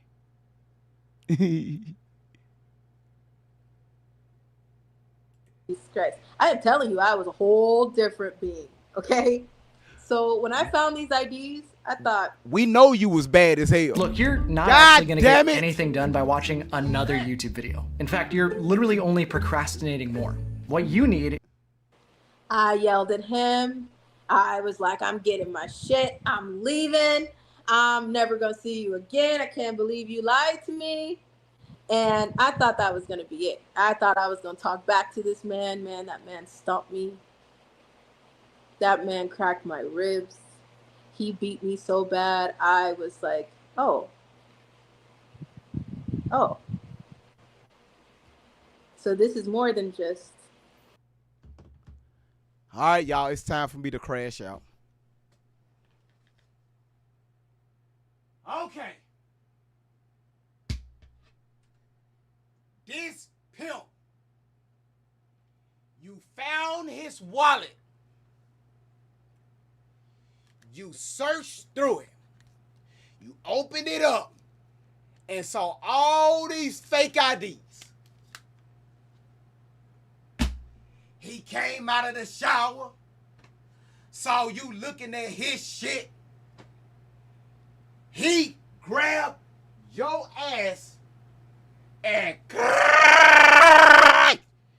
crack your rib. Your ass said, oh no, you just cracked my rib. You are just like the rest of them. It's time for me to leave with a cracked rib. Oh.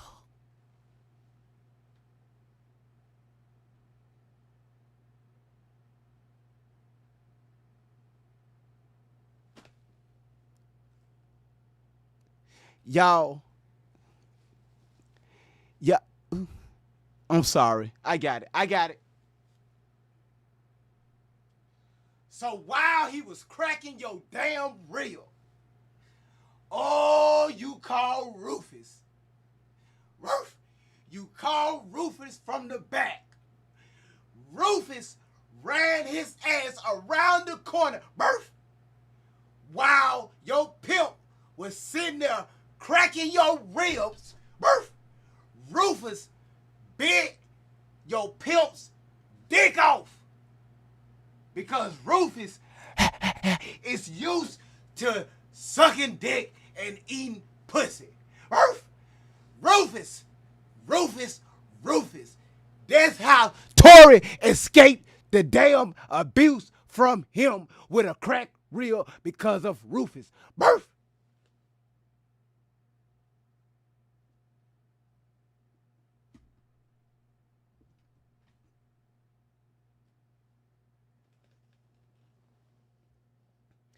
Shout out to Rufus.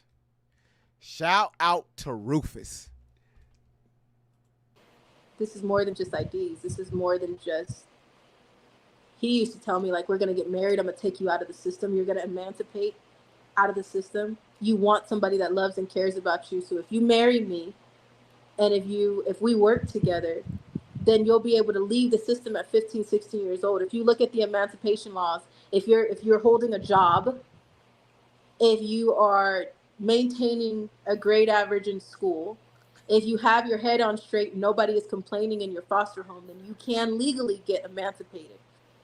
I believed that when he told me that. At 15 years old, I was like, oh, okay. If that's my way out, that's my way out. I'm in, because that's easy. I get to be on my own. I get to live on my own. I get to be with somebody who I feel like I'm in love with, and this man is going to take care of me, and he's going to love me, and I'm just going to be this trophy wife that I thought was going to happen. I was excited about that when he told me about this emancipation laws, and he broke it down for me. So I sincerely thought that's what was happening. So when this man was lying to me and telling me just go with my friend for a few hours, it's gonna be $200 and we'll both get a cut. I'd never seen any of that money. When he told me, I'm gonna drop you off now for like a day and it'll be $2,000 and we'll get a cut for it, I thought, okay, I just have to do this once. All right, I just have to do this twice. All right, maybe 3 times and it'll be over. And then I'm like, why do I listen to this man the way I do? What is it? I started questioning myself. Like, why do I give in to everything that he says? And that's when I looked in his wallet when he was in the shower. He kicked my ass. Those people who are like, why don't you just stand up to pimp? Cassie could have just left. No, she couldn't have. If you've ever been in a toxic relationship, you'd understand. And no, it's easier said than done. There's no way to just get up and I'm just gonna walk away. It's gonna be fine. I'm just gonna, you know what? You're beating the hell out of me. I'm just gonna leave. I'm gonna just go. You know, like you're selling me to people, so I'm just gonna go. It's, you know, I'm done with this. I'm just gonna go. That's not the way that works. So after he beat me, I went on a visitation, visitation with my mom. I had community passes, day passes from the system, from my social workers. And I went on a visitation and I could barely breathe. I could barely walk. My mom was seeing the bruises, and because he was telling me that it's rough sex and that's just, you know, pain is pleasure, I was believing that. And I finally told my mom one day what was going on, and she called the agency. There's the county workers, there's your county office of Child Protective Services, and then there's an agency that is basically like they're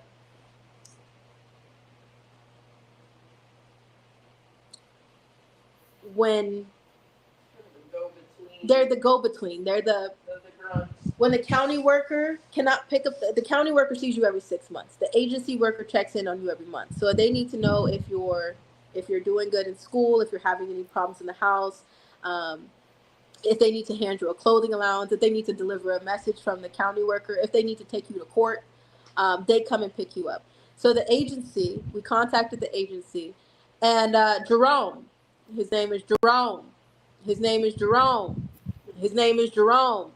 His name is Jerome at the agency. I said Jerome's in the house. Okay. Jerome. His name is Jerome.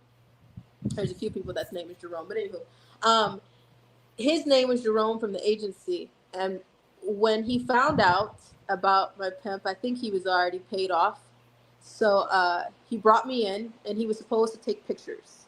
Him and another female agency worker was supposed to take pictures of the bruises and then take me to the hospital. But they told me, if we take you to the hospital, then that means that you have just disrupted your program. You're supposed to stay on a 6-month program when you're in a certain level of a foster home or a group home in the state of California. The lowest starts at a level 5, and the highest, I want to say, is a level 14.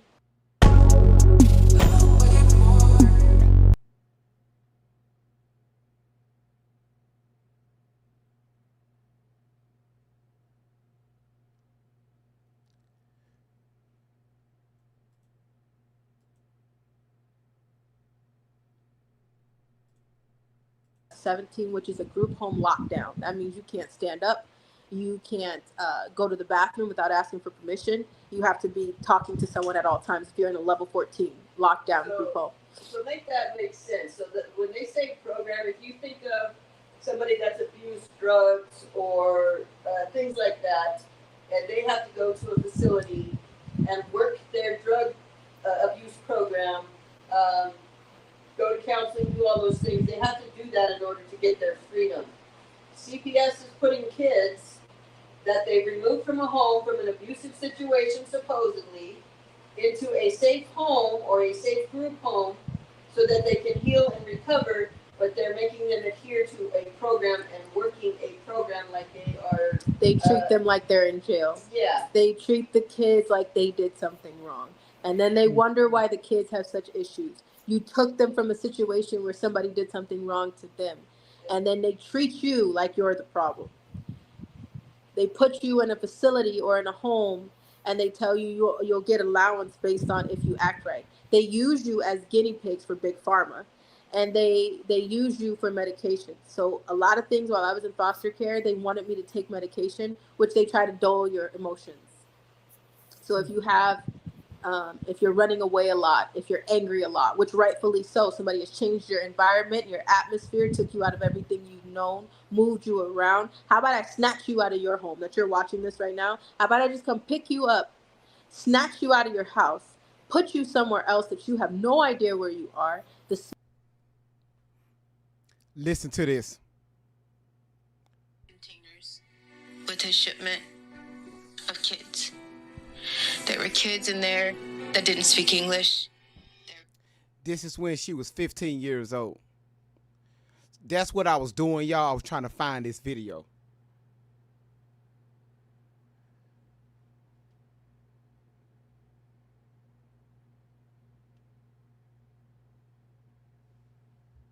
Y'all, hold on. Y'all just hold the fuck on.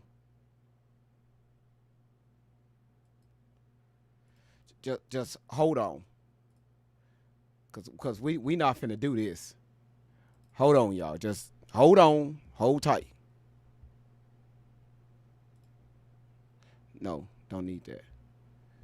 Y'all just hold on.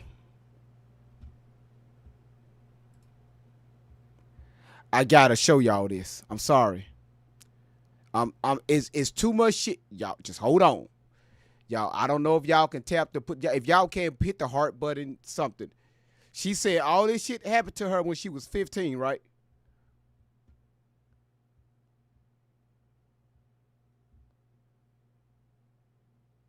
Now, this is when what's her name? Shelly was making all the CPS reports. All right, she was 15, huh? I knew I was going to find this shit. Open up. That didn't sound right. Open up. Open it up! I'm sorry, I'm waiting for this to load.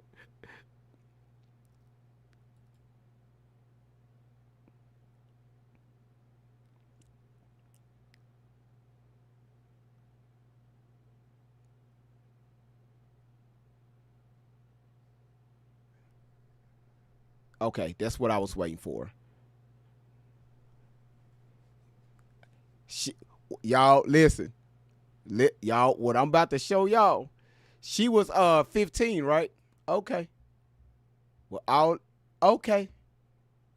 All right. Come on, load it up.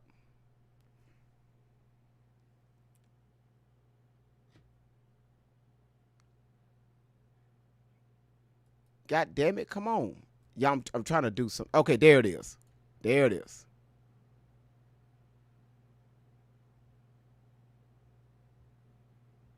All right, bring this up. Bring that up. And I got to make sure that y'all can see it.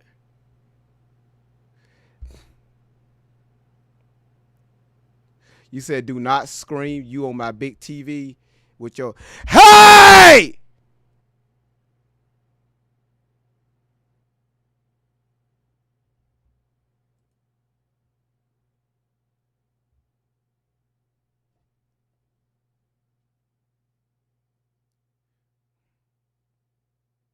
I'm sorry. Hold on, y'all. Hold on. Hold on. You was 15 years. You was 15 years old, huh?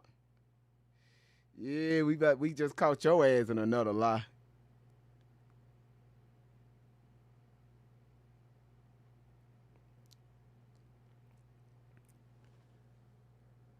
All right.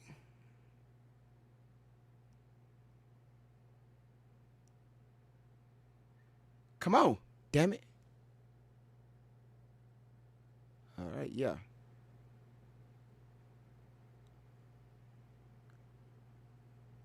Yeah, log in. Boy, great vibes. Do this shit. Great vibes. Do this shit.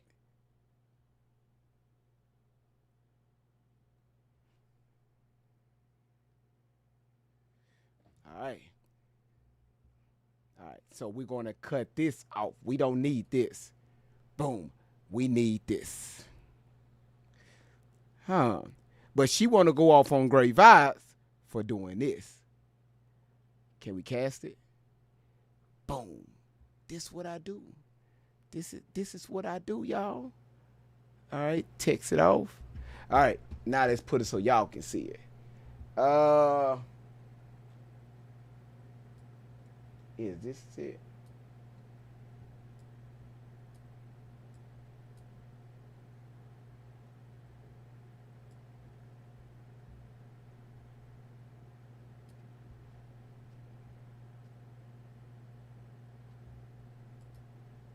All right.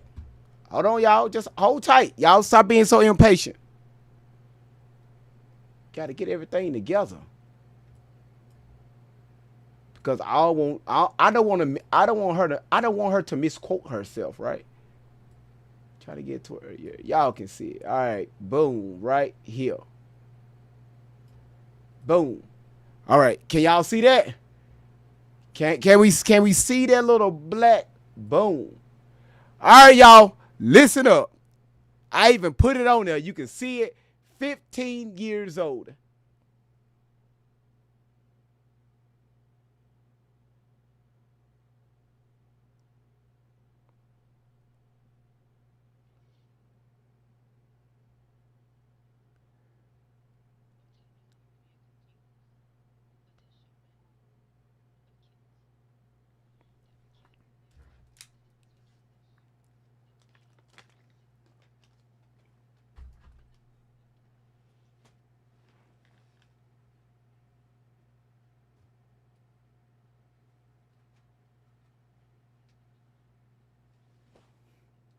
Oh, y'all don't hear it? I'm sorry. God damn it, y'all. I'm sorry. Thank y'all for letting me know it wasn't no sound. I'm sorry.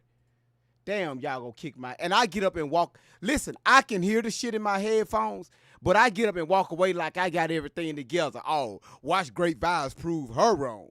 And y'all black asses and white asses and Mexican and Filipinos and Puerto Rican asses can't even hear the shit. My bad, y'all.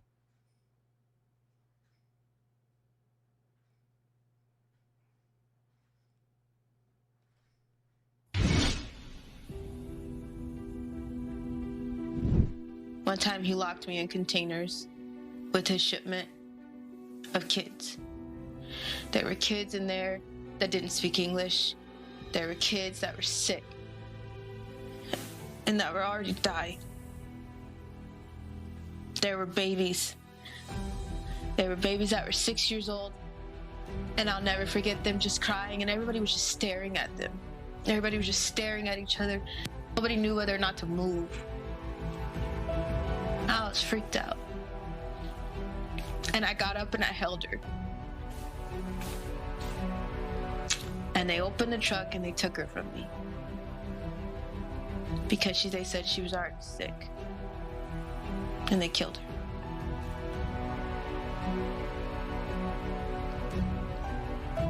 Her name was Bailey.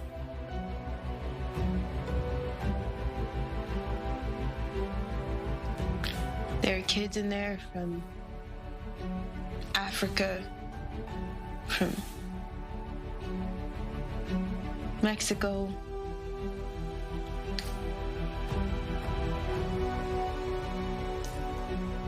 We got to this spot right over the border.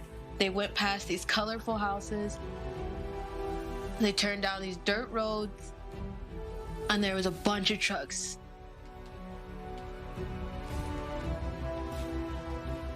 And they divvied everybody out like fucking retail.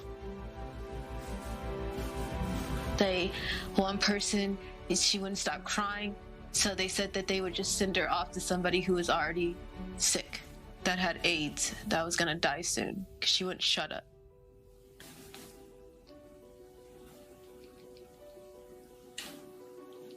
My pimp smiled at me that whole time because I had straightened up my attitude.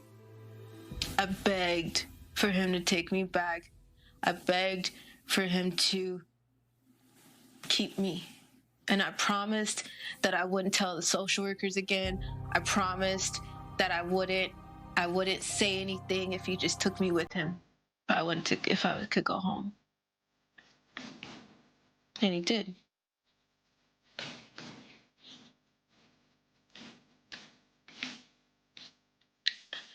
me still being stupid, I tried to tell my social workers. I tried to tell them my boyfriend is 27 years old. He takes me to elite parties. He takes me to these things that I don't want to go to. And can you please help me? Ma'am, you just said that he was 30. You just said he was 30. And they just documented him as a boyfriend.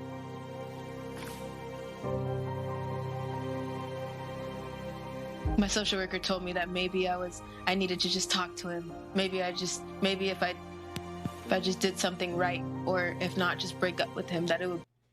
Your social worker told you at the age of 15 just talk to a 27-year-old grown man.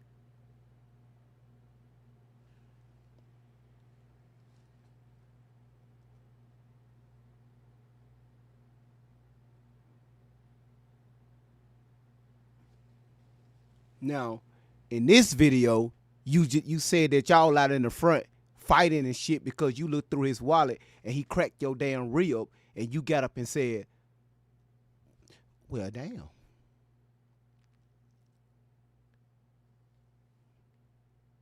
Okay.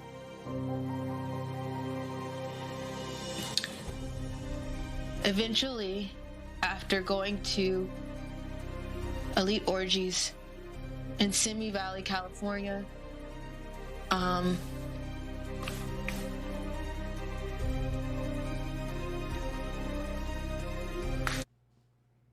you said that you was doing elite orgies in Los Angeles, California at the Playboy Mansion and at Diddy's mansion.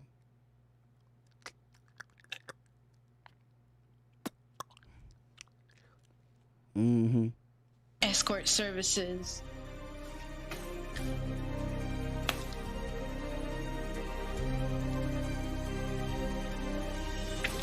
We got married. He proposed to me on a boat one night. We just played the video. You said that he wanted you to be his wife while y'all was at the house. How the fuck y'all get on the boat? Where does boat come from? And y'all call Great Vibes crazy. Where the fuck this boat come from?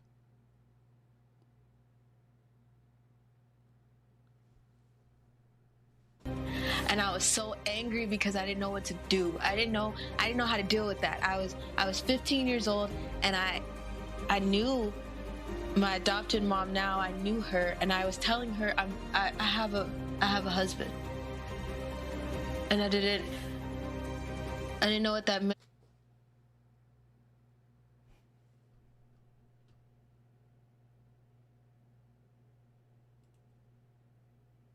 Take me to the hospital. But they told me the go-between. They're the when the county worker cannot pick up the county worker sees you every 6 months. The agency worker checks in on you every month. So they need to know if you're doing good in school, if you're having any problems in the house, if they need to hand you a clothing allowance, if they need to deliver a message from the county worker, if they need to take you to court, they come and pick you up. So we contacted the agency, and Jerome, his name is Jerome. His name is Jerome. His name is Jerome. His name is Jerome at the agency. I said Jerome's in the house. Okay. Jerome. His name is Jerome. There's a few people that's name is Jerome, but anywho. I just seen it. Miss Outlaw, how you doing? Good to see you, sweetheart. His name was Jerome from the agency, and when he found out about my pimp, I think he was already paid off. So he brought me in, and he was supposed to take pictures. Him and another female agency worker was supposed to take pictures of the bruises and then take me to the hospital. But they told me, if we take you to the hospital, then that means that you have just disrupted your program. You're supposed to stay on a 6-month program when you're in a certain level. Hey, Camille, what I'm gonna do is I'm gonna put up a link when we get done with this. I'm gonna put up a link, and I want you to click that link so you can come up and talk. All right? Thank you. Once again, they say great vibes is crazy. This video, y'all just no, it's all right. No, it's all right. Let's let this play through. Of a foster home or a group home in the state of California, the lowest starts at a level 5, and the highest I want to say is a level 14 to 17, which is a group home lockdown. That means you can't stand up, you can't go to the bathroom without asking for permission. You have to be talking to someone at all times if you're in a level 14 lockdown group home. So make that make sense. So that when they say program, if you think of somebody that's abused drugs or things like that, and they have to go to a facility and work their drug abuse program, go to counseling, do all those things, they have to do that in order to get their freedom. CPS is putting kids that they removed from a home, from an abusive situation supposedly, into a safe home or a safe group home so that they can heal and recover, but they're making them adhere to a program and working a program like they are. They treat them like they're in jail. Yeah. They treat the kids like they did something wrong. And then they wonder why the kids have such issues. You took them from a situation where somebody did something wrong to them. And then they treat you like you're the problem. They put you in a facility or in a home and they tell you you'll get allowance based on if you act right. They use you as guinea pigs for big pharma, and they use you for medication. So a lot of things while I was in foster care, they wanted me to take medication, which they try to dull your emotions. So if you have, if you're running away a lot, if you're angry a lot, which rightfully so, somebody has changed your environment, your atmosphere, took you out of everything you know, moved you around. How about I snatch you out of your home that you're watching this right now? How about I just come pick you up, snatch you out of your house, put you somewhere else that you have no idea where you are. The smells are foreign, the area is foreign. I tell you to go to school and maintain your emotions and balance everything out while we figure stuff out in 6 months in court. How the hell are you supposed to react? You're going to be a little depressed, right?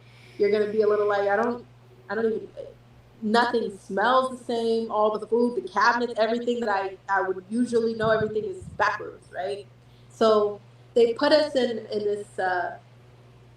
this home and they told us, you know, you'll get, I used to get allowance.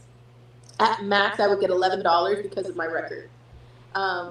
If I was being good, I got $7. Have she said anything about now remember this interview was done yesterday. Did she say anything about being in a container or going over into Mexico or being on a boat? Did she say anything about that? That's why I'm letting it play through before I hit play on this other one. I know I'm talking real fast and all over the place, but God damn it, if you understand this southern ass language, put a 1 in the comments. And then they would send me on the community pass. I could walk around the city. I could go wherever I wanted to go as long as I was back in the foster home at a certain time. Didn't matter who I was going with. It's called a community or a day pass. Look it up. Wix gives you the freedom to tell your story. You could go anywhere. Your social worker will hand you bus passes to just ride the bus wherever you want to go, get on the bus. But when it came to somebody calling and advocating for me, that wasn't okay.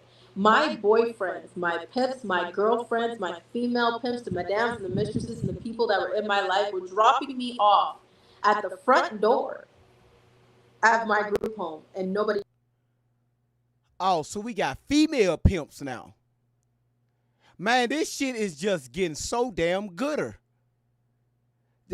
God damn, we got female pimp. Okay.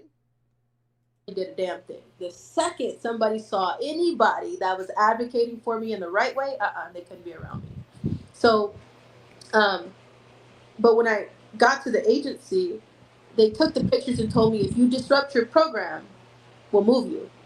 And when we move you, you're going to have to start all over. I was already stealing things from the Dollar Tree. I can be honest about that. I was getting $7. That was not enough for deodorant. That was not enough for tampons and pads.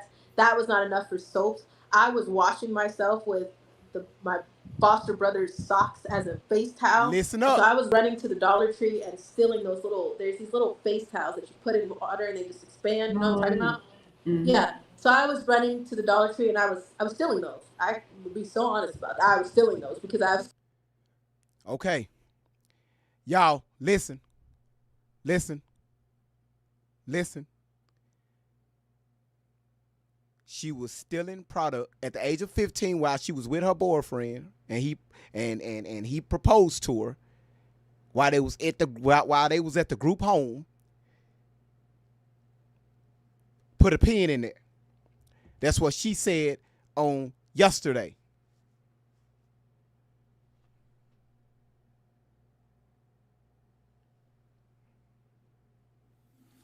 Keep me. And I promised that I wouldn't tell the social workers again. I promised that I wouldn't say anything if he just took me with him. If I could go home. And he did.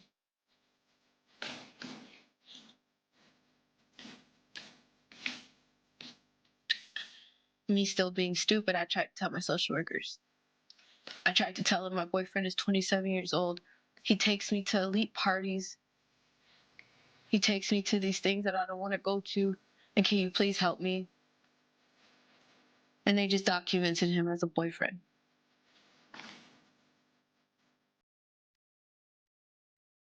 My social worker told me that maybe I needed to just talk to him. Maybe if I just did something right, or if not, just break up with him, that it would be okay.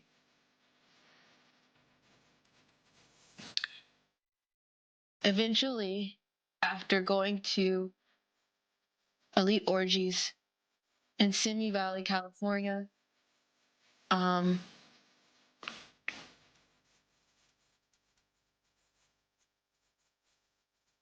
escort services,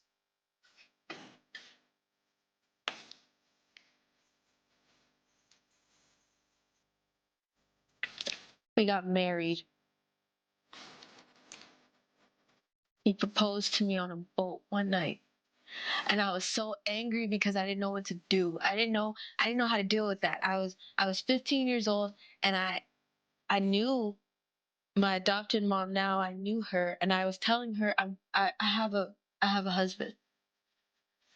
And I didn't know what that meant. I just knew that he's not going to kill me. So I'm married. And I was okay with that.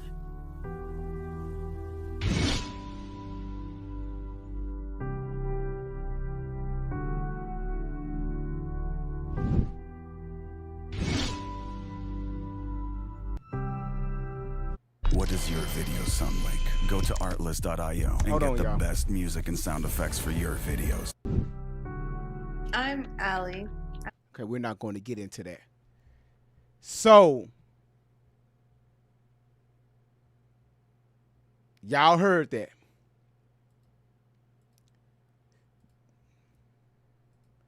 I didn't say it. She said it. In that video, in that same interview, she also stated that her husband at 15 used to spoil her, buy her diamonds and all this stuff, right? But yesterday, she said that she had to steal from the local dollar store to survive while she was with him.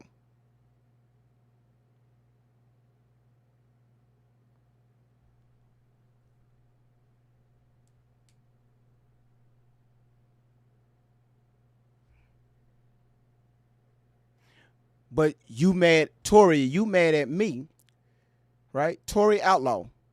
Allie, you're mad at me for showing these videos. You think I'm going to stop? No, it's not going to happen. Until y'all reach out to me so we can have a real interview, I'm not going to stop.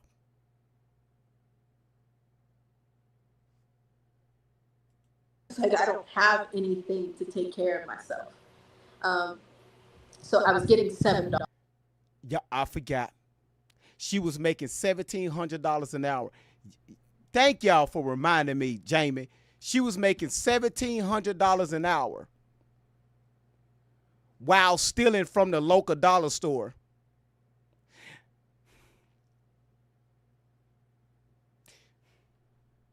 Dollars. And all this money that people were using me for, all this money that my pimp was telling me, we get $2,000 if you go in this house for a little bit. We get a good 400 and you'll get half of it. He never gave me any of that money. He put that money back towards him. And then if he brought me lingerie or something for the next job, then I got to wear it. But I didn't see any of that money. So I was stealing stuff from the Dollar Tree on Citrus, in Fontana, California, on Citrus. You pull up your Google Maps and look for the Dollar Tree on Citrus. C-I. Let me tell y'all where she got that from. Pull up the Google Maps. Look at the video I did 2 days ago. That's why I told y'all they've been watching my content. The video I did 2 days ago is when we played the video where she said that she was trafficked, right, in the tunnels. So we pulled up Google Maps from Riverside, California to Los Angeles, California. We saw the distance. Drive time was like an hour or so. So we tried to calculate that from going in tunnels from Riverside to LA doing this traffic, right? Because remember, she said that they was trafficking kids under her school from Riverside to the Getty's Museum out in Los Angeles. That's why she keeps saying Google Maps.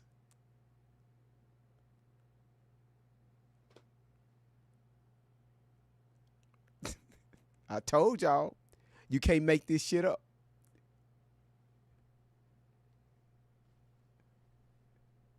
TRUS Street. Do you need any more help than that? I can only give it to you. I can't understand you it don't for have you. to give all of that in my I mind. know, but you know. What a record. So but people they want took the locations. I pictures get it. People want names and and they locations. put it away. And they told me, it's your choice. If we take you to the hospital, we tell your social worker that you didn't work your program. You get moved again, and you probably get moved somewhere worse in a higher level lockdown program. So I chose not to go to the hospital. They hid those pictures. They covered it up. There's reports. There's medical reports. There's reports of when I said, hey, he's beating my ass. This man is 30 years old and I'm 15. I even told my social worker at one point, she moved me to Rialto, California. And I said, can you not put me over there? Because in Rialto, California,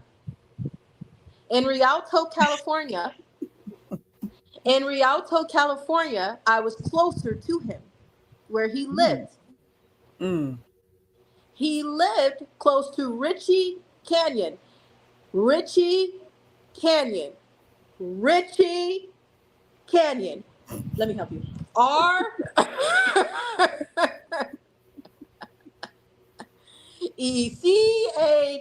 Ritchie Canyon.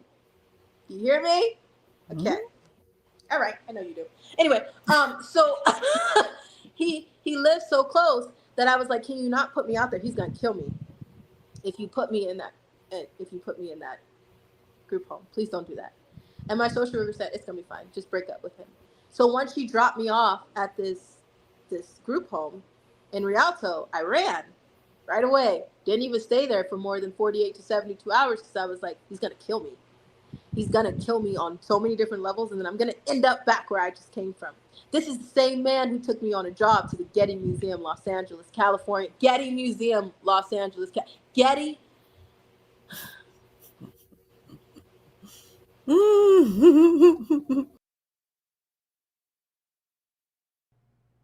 So this is the same man that took you to the Getty's Museum in a sports car with a female friend. Y'all got out. Everybody was looking at y'all. The employees that was at the Getty's Museum escorted y'all down to the tunnels. Okay.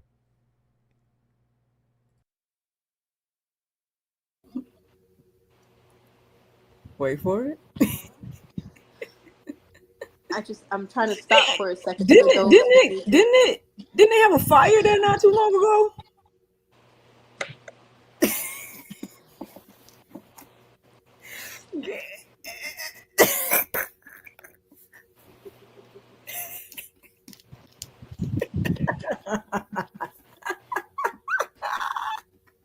Yeah, just all of a sudden.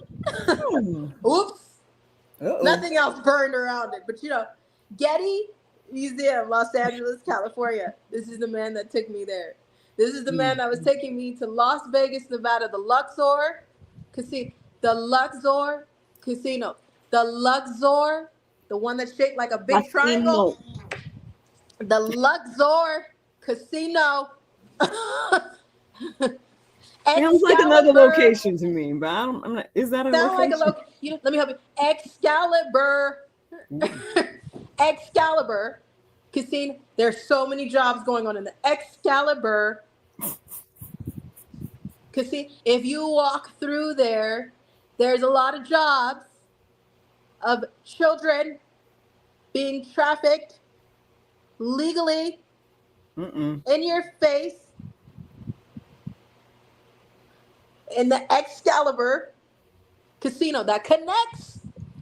How about some people in that area just go and look around? You know what I'm saying? There's a bridge on the inside of Excalibur that connects right over to Luxor Casino. Okay.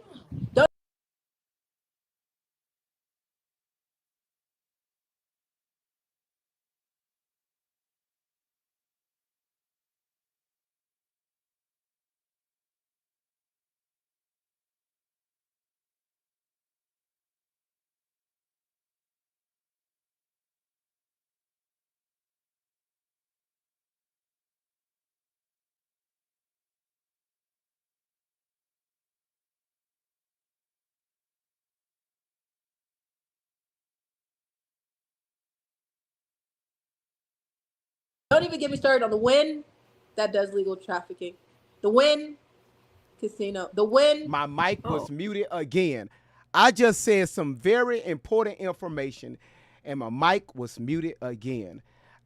You know what? I can't stand this damn software. This software get on my damn nerves because I keep forgetting to hit the unmute button.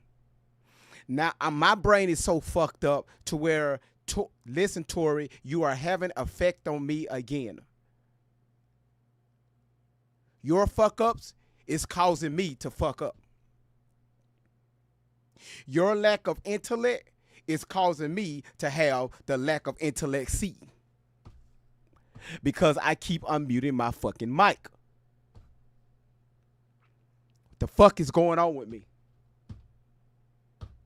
So, can I say this again? All right?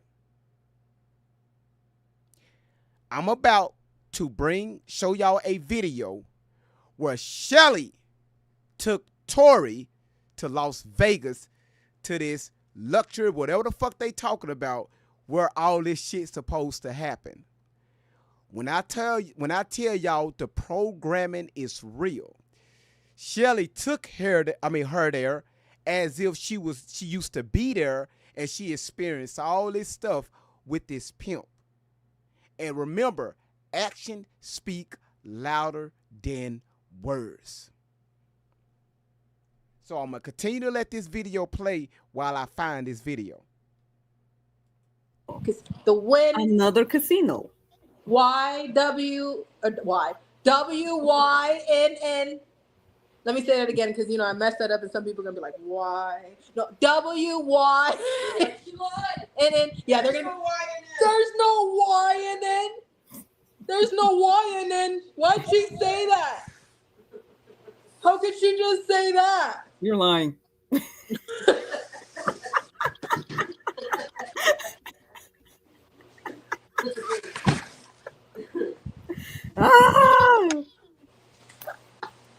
Okay, so there is one, but she still no. How did she know? No.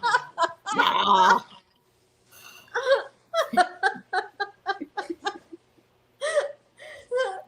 No. Please don't come on GSL asking for locations and names no more. Because I'm just gonna put links to this video here. I mean, The I Wynn just Casino. start here. I mean, and guess what? Here's what we can do, right? As regular people, we hear her tell. Obviously, she's telling about the testimonies of her past, right? Her childhood, X, Y, and Z. But guess what we can do as citizens, right? We can just go to these locations, right? While you at the casino, just make sure you looking around while you in the spots. You know what I'm saying? While you go to the bar, just scope the place. Just make sure. You know what I'm saying? You see something look a little fishy, maybe, I don't know. You don't have to do something, say something. But just, you know what I mean? Just make sure, you know what I'm saying? Just see something, say something. It ain't news to Las Vegas, Nevada. It ain't news to the Las Vegas Strip. It's not news to those casinos. They know. But you know that saying, what happens in Vegas stays in Vegas? That's why, because they cover it up, just like what happens on that desk stayed on that desk. What happened on that island stays on that island. About anybody that has access to that type of stuff, like because I keep hearing about people that saw, like, I guess hit the Hillary. And I know you probably get that's conspiracy. Tinfoil. Let me give tinfoil. But I mean, for example, I heard about. I guess I can't say all of them, but majority of the cops that saw those videos are dead now. You know, like, I don't know, is that conspiracy or not? You know what I'm saying? But I'm just saying, like, I don't see how anybody that sees or witness this type of stuff, if you see these tapes, if you see these whatever documents or whatever the case may be, like, how can you, like somebody was said on the channel recently, they're like, how can these people sleep at night? Like, I don't, you know, it's just, I don't understand how you can, like, live normally. Like, I can't, you know what I'm saying? Like, y'all know that my background's in theater. Of course, I grew up with dreams of Hollywood, and I wasn't thinking that deep about it. I just, you know, those are the places that you go as an actor. You know what I'm saying? It wasn't like, oh, I want to be there or whatever. But it was just like, you know, you think that that's to get where you want to be, you got to go. But even if, like, at this point in my life, I don't even think I can even do anything mainstream, because I'm going to be over there looking around like, and side-eyeing everybody, and then like, you guilty, and you guilty. You know what I mean? So it'd be very difficult for me to even be doing anything mainstream. Like, whatever y'all see from me probably gonna be like, hey, Miracle put out a show, Miracle put out a movie, you know, something like that. Because if I'm in mainstream and stuff, I'm gonna be looking at these people like, you know, something about the children. You know what I mean? Like, I don't know how you couldn't. And so, you know, people that are saying, like, they just have to be bribed. Or maybe they're doing something, like I said, maybe they're doing things behind the scenes. That money changes a lot of people. Money, that's why I don't play around with. I've been a dollar sign, so that's why the truth is so priceless. I got to say about money, and on your behalf. This game, you're not ready for it. This lady ain't been able to make no funds. Y'all listen. They blocked me on Facebook.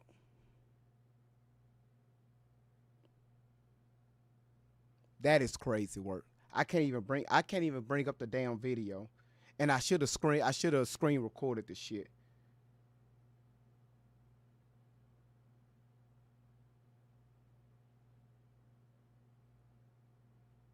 What I was about to show y'all. V, you know exactly who I'm talking to.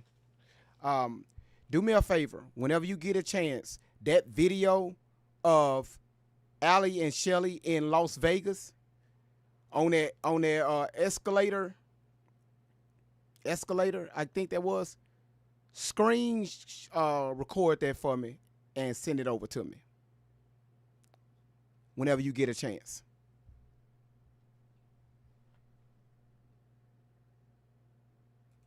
Right, you know what I'm saying? And obviously she was a teacher and things that nature. So sure God, we can support her, be able to go, like, if she put out a show, if she put out a dance class, if she put out whatever the Lord lead her to put out, sure God, can she make some legal money? Like, I look at these choreographers. Yeah, She I never look at these saw. choreographers and they make so much money, and I look at the things that I do, and I'm like, I don't need more than I need. You know what I'm saying? So I'm not greedy like that. I told you get whatever it you that do, some I people are know it's like, gonna be successful, sister. I ain't even worried about it. I know people are I'm just like, putting get it your out money, there. but I'm just, I look at those people who, like me, I just want a moment to be. The moment to be a part of something bigger than me. The moment to be able to be in a room and participate. Like, I was sending some videos of me finally getting a chance to dance into the chat room the other night, and I know you got to see that. And everybody is like, wow, Hold on, like y'all. Hold on, let's speed you this look up. so happy. And I'm like, I am, just to be in the room. Right. You know? So I would really love, like, if we get a chance the remainder of this year, I'm doing some virtual characters and stuff like that, and people just light up. You just give them like a few lines or something, and they just didn't hear from us for 2023. We were down for almost a year, and then they found me again. They found me after I tried everything. I went under a pseudonym. I did everything, and I was at peace. I wasn't bothering anybody. Everybody was having a great time, and they came messing and preying on innocent children. So who is they?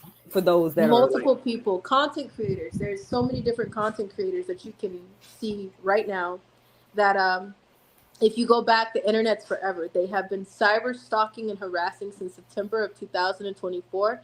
Notice it was the month that Sean Combs was arrested. It was the moment when look here, Tori, make sure you get your dates correctly.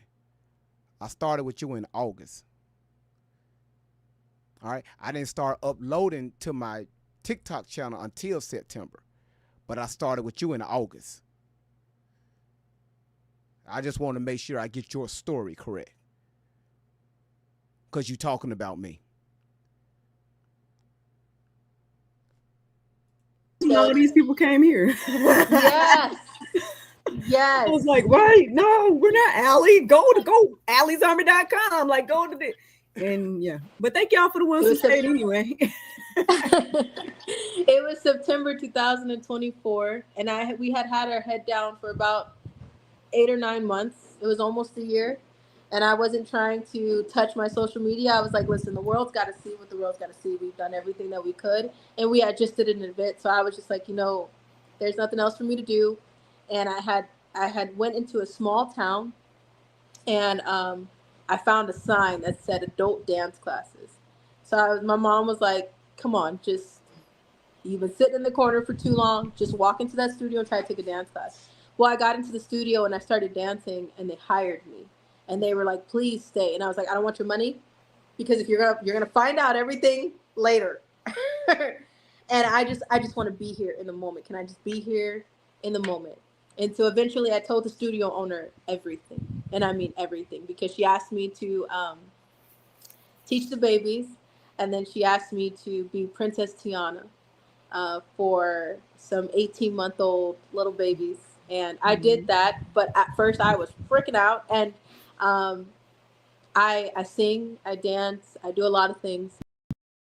So I was reading stories to the kids and sitting with the kids, and she's like, there's something about you with the kids. So can you stay? It was Easter. I remember it was Easter. And she said, can you go to the park with some of our other dance teachers and play Princess Tiana? And I said, oh, no, I can't. Like, my life story is Princess Tiana. Like, I can't do that. I'm seriously trying to get away from the shadow man. Like, that would probably not be the best idea. And I don't have Ray and the Gator out here to protect me. So, but she's like, just go. People are gonna be so much paying attention to the character that they won't see actually you. So I went anyways. And I'll put pictures of that, blocking faces out, of course, protecting people. But I went as Princess Tiana, and Dan's parents went with me. My mom was with me. Heroes came out to the area and went with me. You want me to show people when you send me or no? There's no other kid's picture there's no other child in that picture, right? Like, as long as it's not one that has a kid? Yeah. Let me make sure I can. I got you, sister. I got you. Okay. I know you got. I sent you everything. You got it all. Yeah, I try to find one. Yeah, so let this lady live, man. We we were in a bulletproof vest because of the threat. We signed a DNR. There is a do not resuscitate order.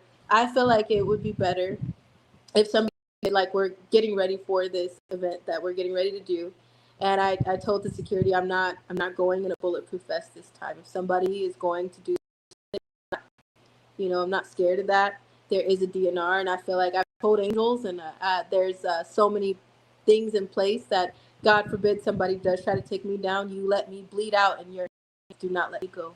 I would rather bleed in the hands of an angel than to be given to somebody who's going to torture or sell my body even more.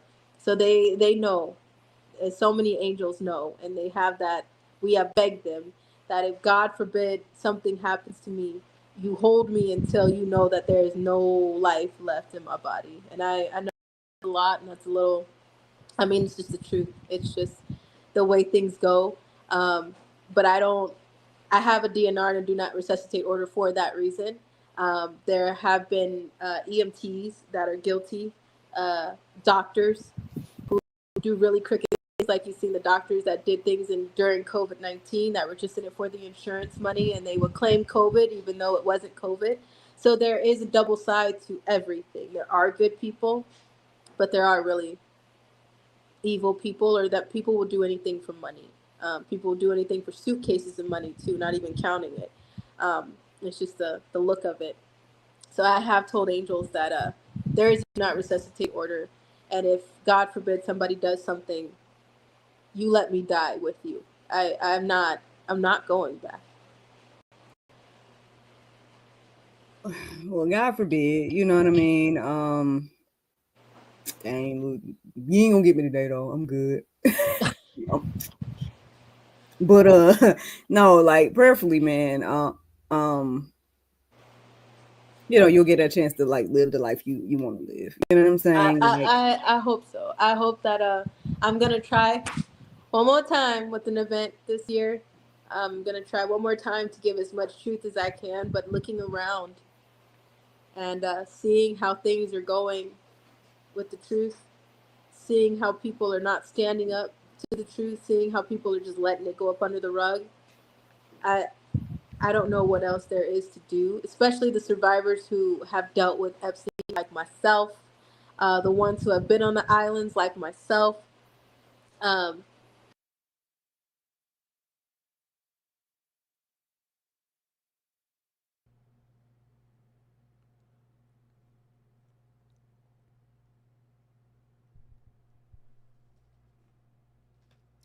She been to the island now. She been to the Epstein's island now. Yo, I told yo. Now she said with Epstein, like myself, like the people that been to the islands, like my.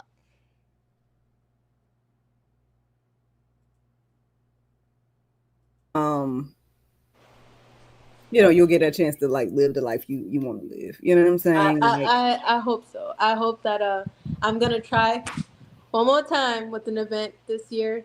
I'm gonna try one more time to give as much truth as I can, but looking around and seeing how things are going with the truth, seeing how people are not standing up to the truth, seeing how people are just letting it go up under the rug.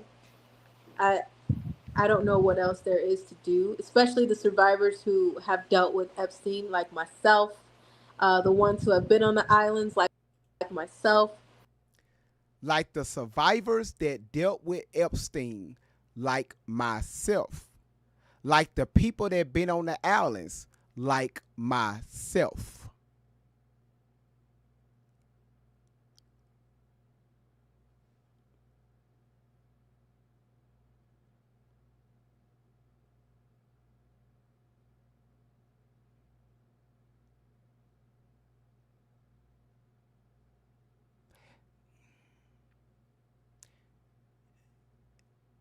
And the host is just letting her talk.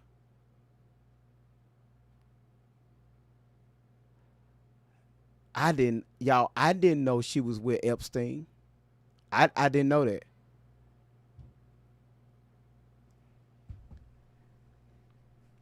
Hold on. Hold on, y'all.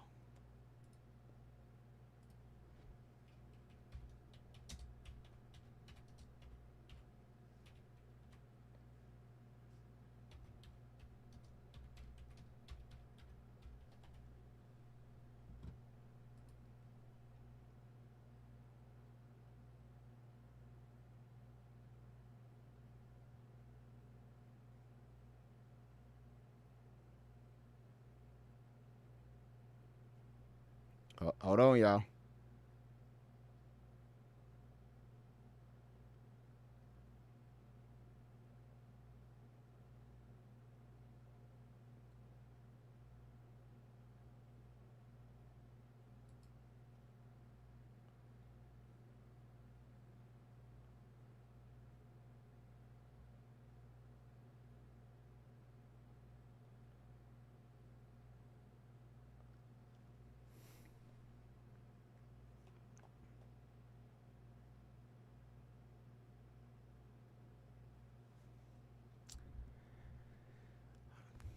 So let me show y'all this.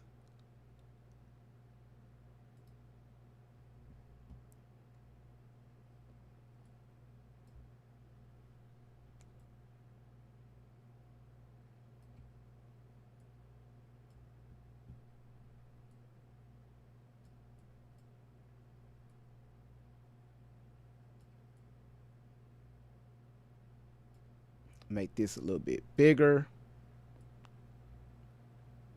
All right.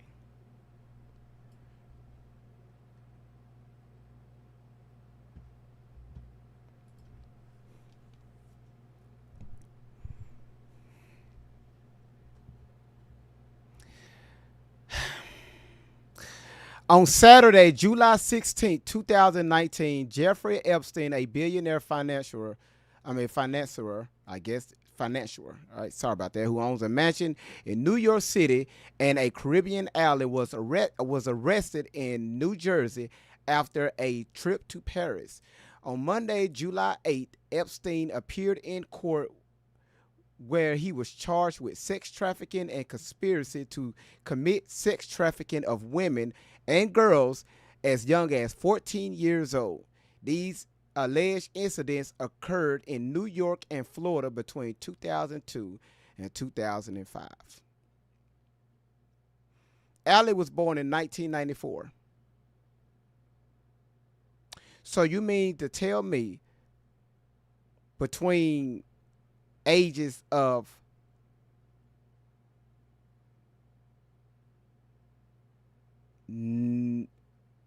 8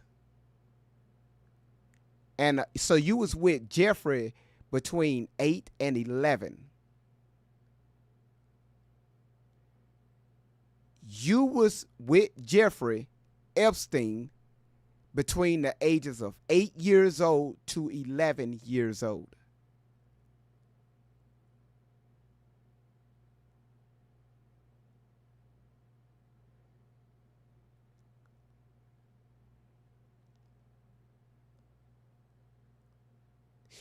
You was with Jeffrey between the ages of 8 years old and 11 years old.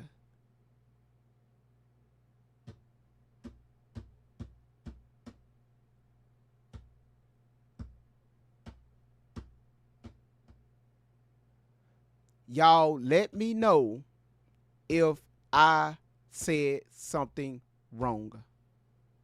If I'm not mathing the math. Please. Y'all help me out here. Did I say something wrong? She said that she was with Jeffrey Epstein. She was on the island. So at 8 years old, between the ages of 8 and 11, she was out there on the island with Jeffrey.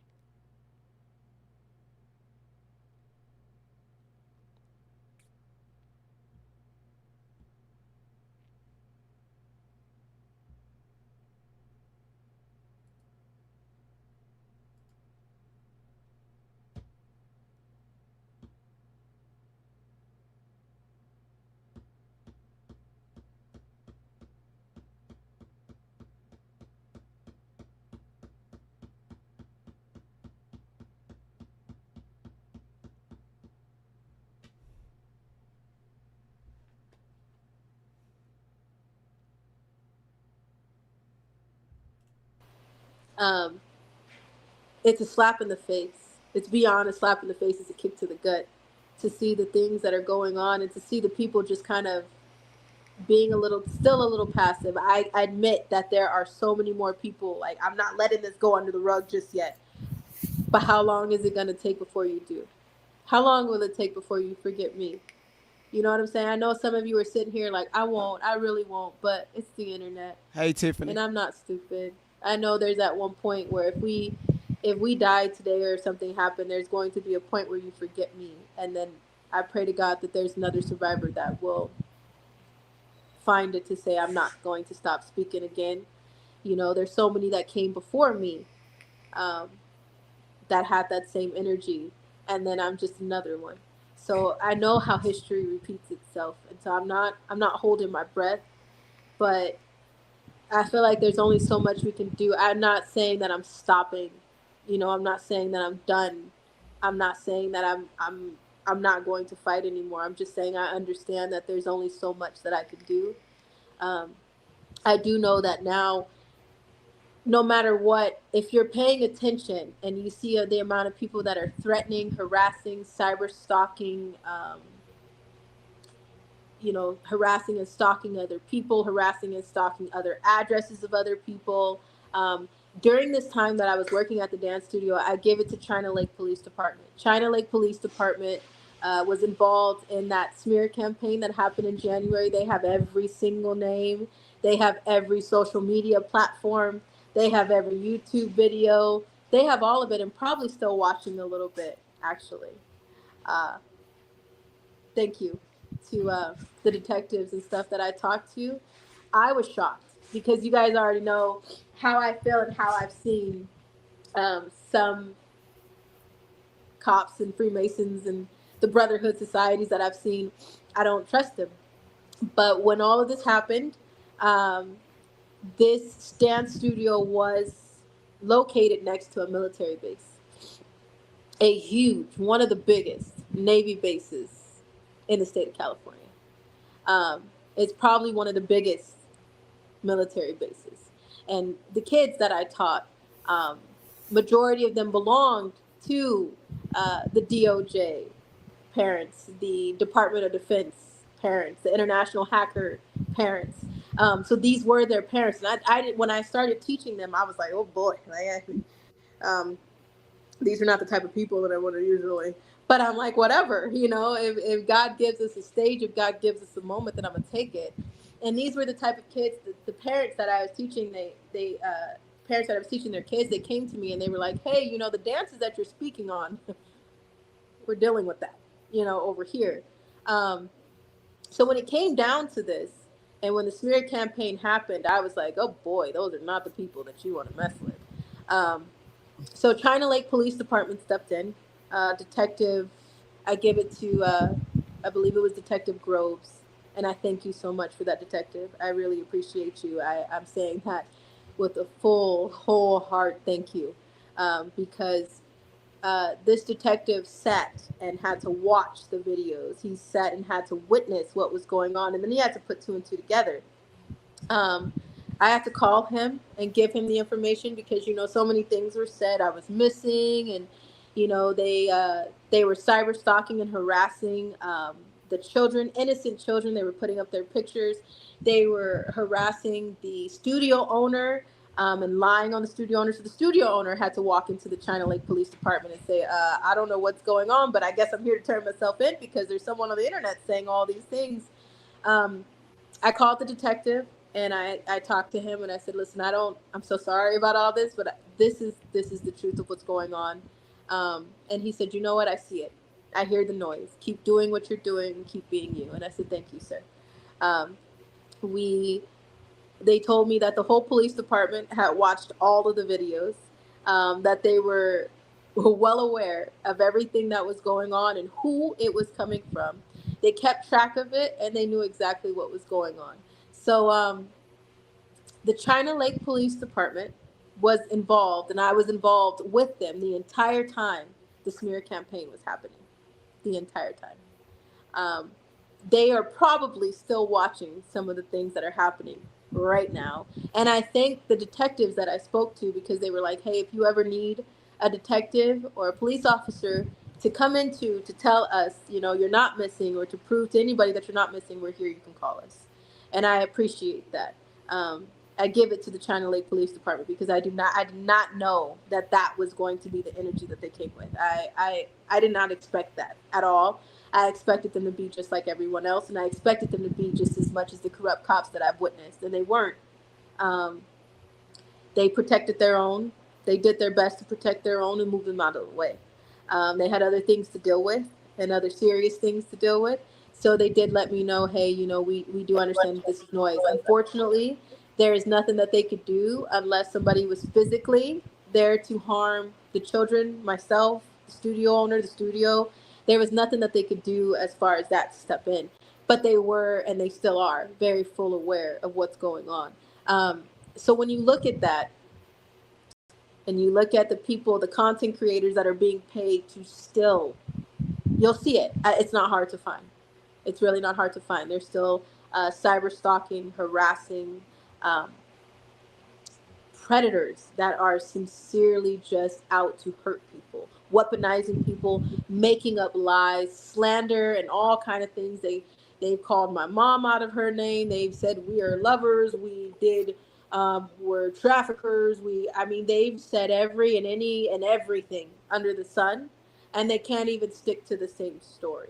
So I pray that justice happens for those people one day.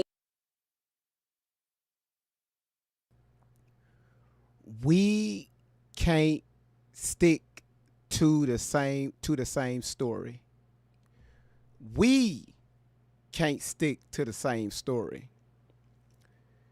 We can't stick to the damn story.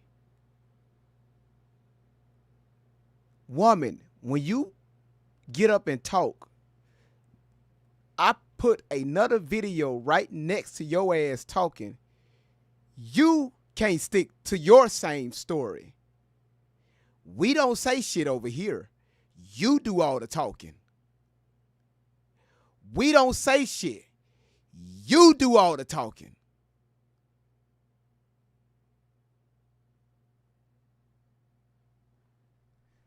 Now, S91, I know what you're talking about. She also saying now to what we're doing now. Tori, you can't keep your story straight. You can't.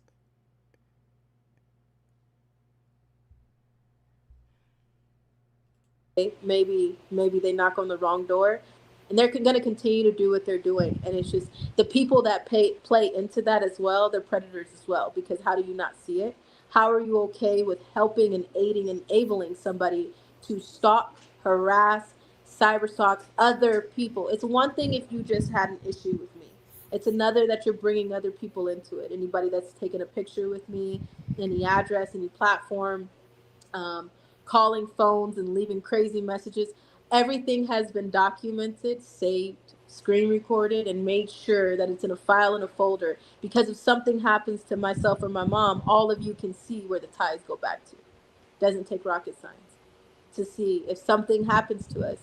You'll see who was doing what. I'm not asking you to watch the evil things that have been going on. I wouldn't recommend it, because there's so much evil witchcraft, evil, just evil. You can feel the evil as they speak.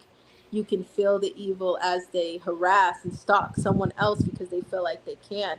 But the second that someone mentions their real name, or says something about what they're doing, I didn't do anything, but then what explains what you've been doing since September 2024, since January of 2025?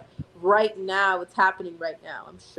I'm sure they're so, it's an obsession to pray, and I mean PREY, not PRAY.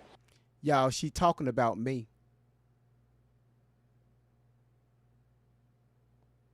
I told y'all they was on my TikTok account looking at my videos, because that's when I started posting on my account about her in September of last year.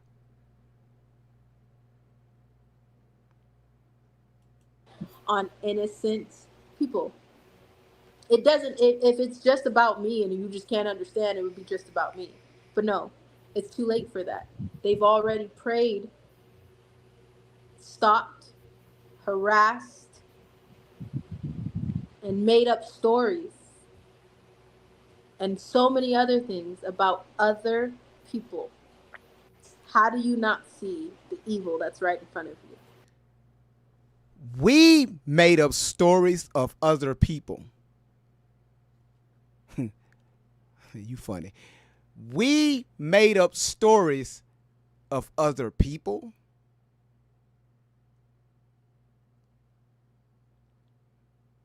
Murph. Now, if you talking about Rufus, we definitely made up. We didn't know what your dog name was. Remember when you called y'all? The police came to y'all house out there in I forget what part of California that you and Shelly was in, and y'all got mad because the insurance guy jumped the gate, and y'all told the officers, what if the insurance guy would have gotten bitten by that dog and that damn pig that had COVID-19? The dog and the pig, Rufus, and Snorky. That damn pig, Snorky. The damn pig, Rufus and Snorky had COVID-19.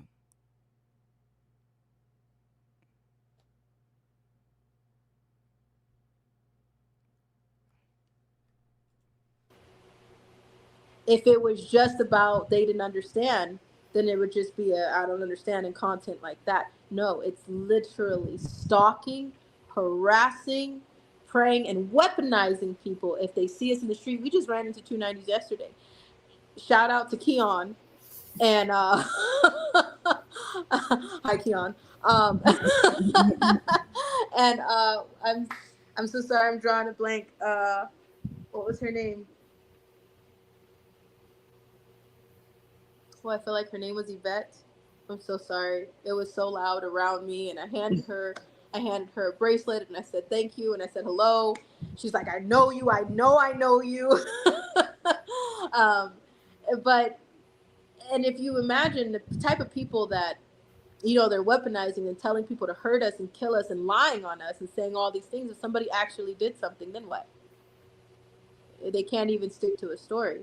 So, I challenge you to just take a second to step back and see the similarities, not just from the elite side, but from all the way from the bottom, the middle, and then you'll understand what's going on at the top.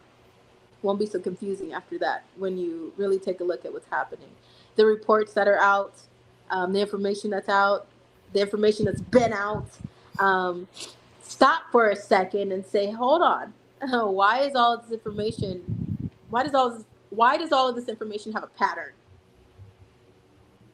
How come these people have never met each other and they're coming from all different areas saying the same exact thing? And then all of a sudden, when it gets too close to the truth about children, it's shut down, covered up, and hidden. It's really not that much it's not rocket science. It's just, what are you willing to do? It's not, everybody's always like, what can I do? What are you willing to do? Big difference. And for the record again, stop asking Allie what she's doing, because look, this is what she's doing. This is her part, right? Now it's on us. Anybody that has heard anything, now it's on you. What are you willing to do? And then do that. And everybody's not, required to do the same thing. Can we put that on the table? It's okay if you're painting the rocks, and you're putting it out there about, Allie'sArmor.com. Like, it's okay if you're putting up flyers. It's okay if you, whatever you're doing, just do that and do it. It's okay if you hold a platform of truth. I will. It's okay if you're making sure that on your platform you're educating audiences. It's okay that in your own home you're taking steps to protect your own children. It's okay if you stop to say, okay, I may be disabled and there may not be a moment where I can leave my home, but being a voice For the voiceless, I can do that, whether it's leaving a fact sheet for somebody, sending some information to contacts in your cell phone that may not know it. It's not so much that you have to educate a random stranger. Educate the people that you know of. Educate somebody that you know of that has a child, and you may not have to educate them with the most graphic and craziest of the craziest information. Giving them something and planting a seed and watering a little bit and walking away is more than enough. Do not expect to plant a seed, water it a little bit, and then see a tree automatically. Right. And There's sometimes it's just checking in on people too. You know what I'm saying? Like, just be that person that someone can call on at the end of the day. Like, if they needed you, right? If they suicidal, or if their children is going through something, like, be that person that is trustworthy. Be that person that is Christ-like. You know what I'm saying? Share the gospel. Maybe more people will change their life, but that's just a little bit of GSL. And if you don't know the gospel, right? But if you don't know the gospel, share the truth. Share the truth. There's so many people who are like, I don't know Jesus and I don't want to know. Okay, fine. But you do know that there's something going on. You do know that the truth about children is everywhere. You do know that somebody is suffering somewhere, somehow, in some way, shape, fashion, or form. And you can speak up and be that voice. So it has nothing to do with what religious relationship that you have with whatever higher power that you believe in. It matters, what are you doing? It's a humanity issue. This is not a political issue. It's not a religious issue. This is a humanity issue. And we are the first responders. As you can tell, there's no one else coming. There's no one coming. And the people that you should be able to call on, they're hiding it, covering it up, making it okay, and telling you to go back to sleep. So what are you going to do about it? That's I think we had 3 hours. Look, that's good. That's the mic drop if I ever heard one. I think we had 3 hours. I think we should. I know there's some people who are like, I'm still trying to understand the first half of this interview. Me too. Well, listen, it's always a blessing to talk to you. Like I said, you're welcome anytime here. And thank you. Thank you for everything you've done. No, thank you. I guess, look, somebody said, go rest, Allie. Look. Sound like somebody else that talked to you earlier.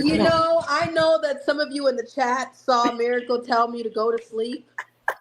And then she even said, I'm going to tell on you. Mm-hmm. I'm going to tag your dad. And I'm going to tell him that you're not going to sleep. And, you were right. Look, she ain't go to sleep. The lady probably ain't ate nothing all day. Look. I haven't had sleep in a few days. And my mom even told me, she's like, you seem more than hangry. And that's true. Absolutely true. I need a fewer 4 hours more than what I've been getting. So I thank God that we are in this space, and I should go take a nap. Yes, please. Eat something good, you know what I'm saying? Yeah. I've only had boiled eggs and tuna, but that's great. I mean, it's doing something better because my stomach is a mess after everything that's been going on. So I can't eat, and I have not been sleeping, and my nightmares have been kicking my arse. So you're right. You were absolutely right. So for the record, of anybody who's seen Miracle in the chat telling me to go night-night, she was right. She was right. Look, I'm gonna be praying that you sleep sweet and have sweet dreams, Dan. Yeah, and I also want to say something before we go. Miracle, your platform is a miracle, and I understand that some people are seeing people sell our truth. People are seeing. I don't know how many people it takes for people to see, like, on YouTube, there are people that are replaying my live videos to get money for my truth. They have not talked to me. I know of a live event someone did. I think it was a general. He did a live event, and he was charging everybody $40 a ticket. He had a bunch of people in the room, and one of those people contacted me, and she was like excited about it. Like, I just went to this event, and I paid $40. And I saw your video. No one asked me if they could use that video. No one called me to say, hey, I'm going to use the video. No one gave me a screw you, I'm going to use the video. No one told me, hey, you know, we're charging people $40 a person to come in and sit in this live event. Is it okay with you? Can we give you any assistance? Even if I said no, no one called me and asked me if they could do that. I have given the permission to Miracle to share my truth, and she is the only platform next to a platform. Tez Moses, I gave Tez the permission to share my information, and they did a few videos on me.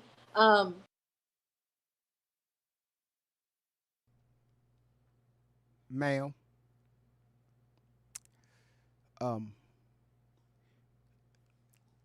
when you post something on the internet,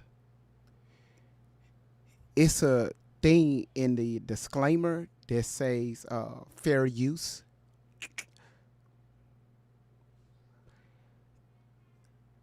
The internet is public. There's no such thing as privacy in public.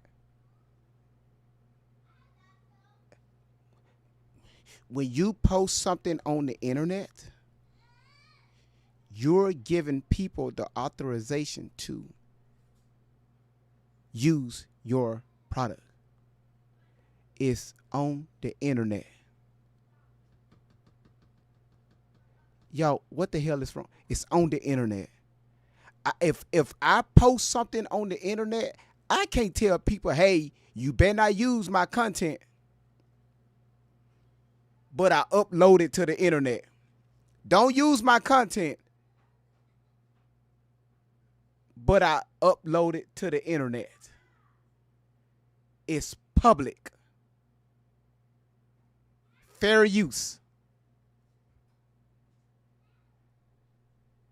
If you don't want nobody to use your content, how about you shut the fuck up with all of these lies? Shut the fuck up with all of these lies that you told for years. Shut the fuck up.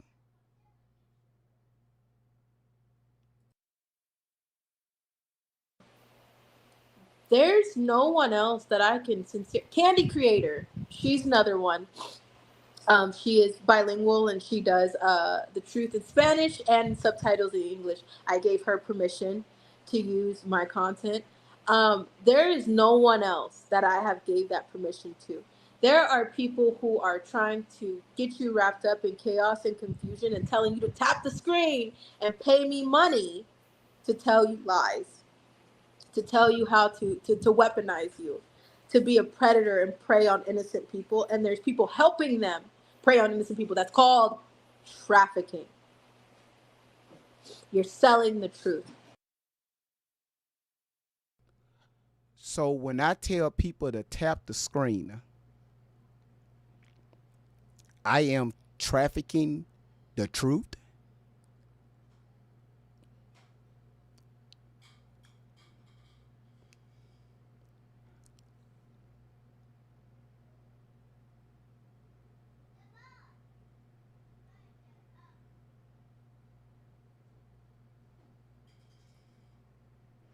Now, let truth be told.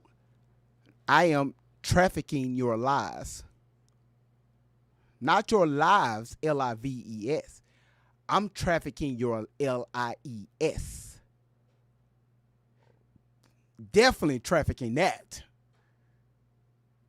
And for the sake of it, everybody tap the screen. Right now, everybody tap the screen. Tap the screen, y'all. Tap the screen, y'all. Let's get those likes up.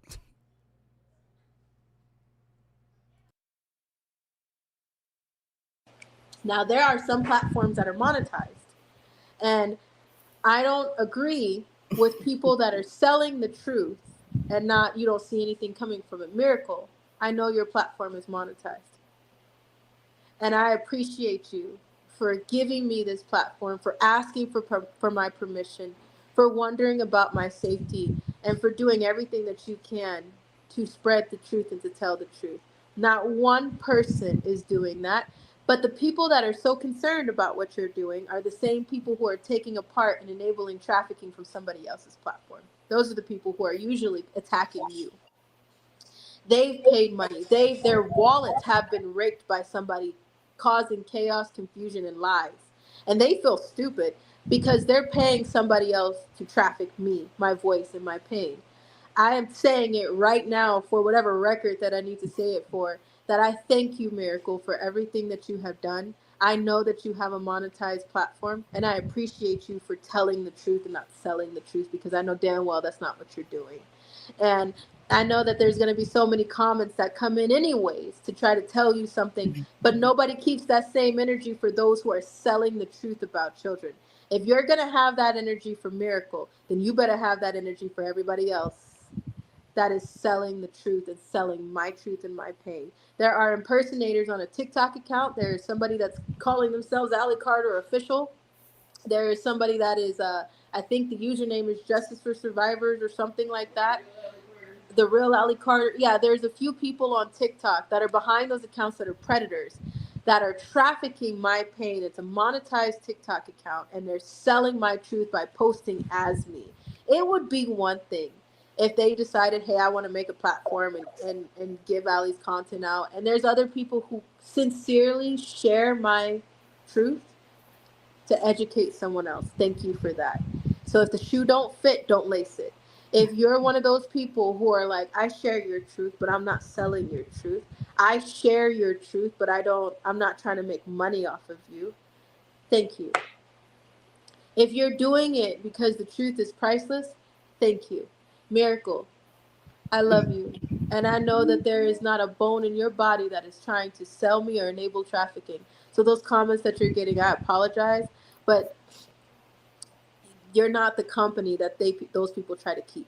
So I thank you for that so much. And I know that you don't have to explain yourself, and I hope that you don't try to explain yourself after this, because I know that as your platform continues, you're not trying to sell the truth. And I also know what you're doing coming up very soon.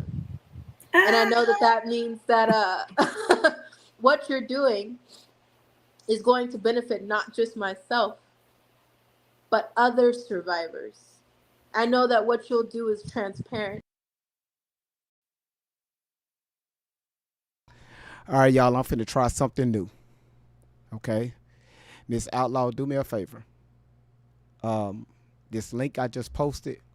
Now, y'all, I never did this before. This link I just posted, click that link, and let's try to get this to work. Everybody hold on. We finna get the response from her mother and her sister.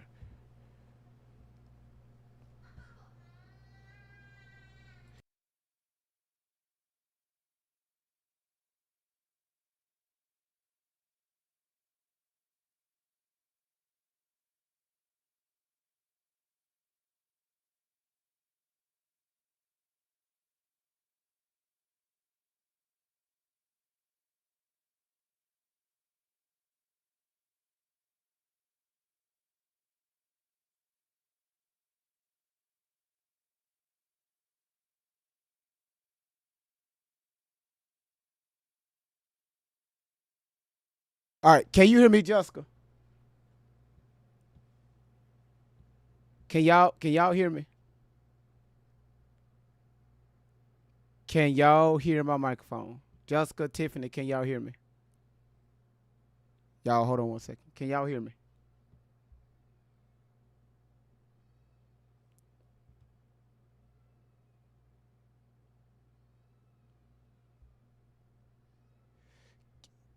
Can they not? Hold on, let me see. Hold on, y'all.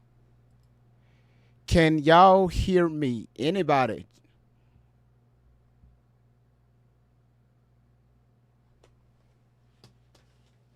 No, not the chat. Not the chat. Not the chat. Jessica, Tiffany, can y'all hear me?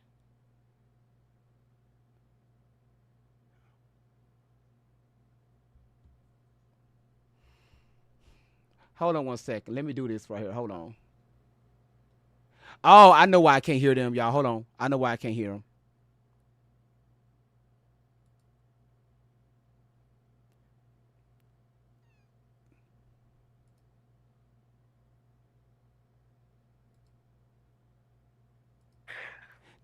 Okay, can you hear me now, Jessica? Yeah, I can hear you. Okay, The there you question is, go. can you hear us? Now I had to change up some audio. I can hear now. I can hear y'all now. Okay. All right, Tiffany, you there? I'm here. I can hear you. Can you hear me? Okay, there it is. I had to change the Can audio. you hear me now? Yeah, I can hear y'all. Awesome. All right, Miss Outlaw, if you still watching, can you hit that link up top and come into the room? All right, so while she doing that, Jessica, what you got? I wish you could see this third on picture I made for you. Cause I'm so over them. I gotta fix up the little thing. Who the hell? That's Rick James and that's Tori. I'm tweaking Tori though with her lighter.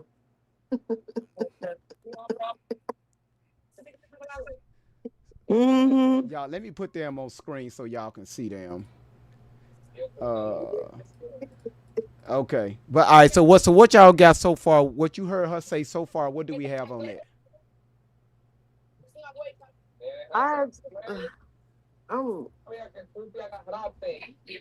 First and foremost, the interviewer didn't ask the right question. Hold on, wait a minute. Somebody got some noise in the background. I'm hearing some noise. I'm hearing some noise.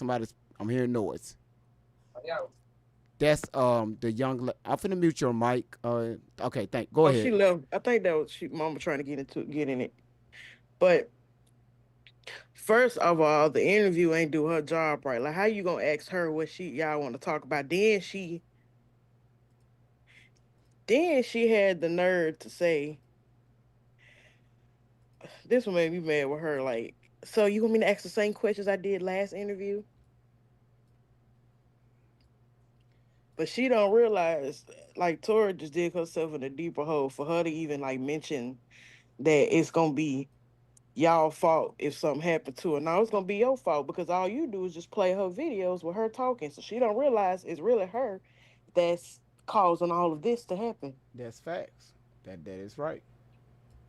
And for the people that reported your TikTok page, they dumb because they just pretty much reported their beloved Allie Carter, as they say. They reported her technically because she was the one talking. Tiffany, what you got?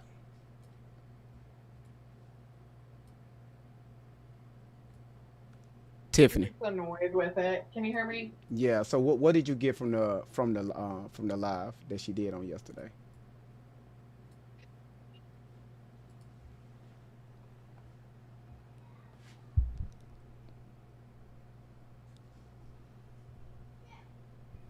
Tiffany. Can you hear me? Okay, now I can hear you. Let me take my thing off Bluetooth. I don't have to filter anything. Can you hear me now? Yes, I can hear you now. Thank goodness. Okay. Okay, because I had an earpiece in, sorry. I just don't understand how her eyes just look so black. Like, I always look at people's body language, and it just seems like to me like there's no progress. Like, she's just getting worse, and the black eyes for me just all like crazy to wrap your mind around. And the fact that she's saying people are obsessed with her. If we were obsessed with her, we would be outside of her window. Like, people with obsessions, they don't just get on the internet and talk. Like, they actually go do stuff. So the part where she believes her own delusions and lies scares me, because people like that are dangerous. And I think that she's scared and she knows what's coming. And I think they're just making shit up as usual. Only it's getting worse. All right. I appreciate that. Y'all, we got Miss Outlaw in the building. Miss Outlaw, how you doing?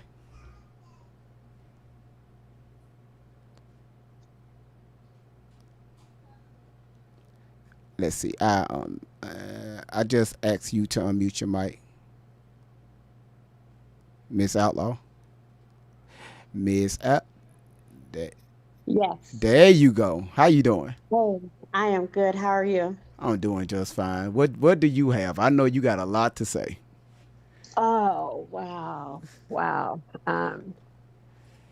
Once again, you threw me again, Tori. You know, being your mother, you threw me again last night. That was a lot.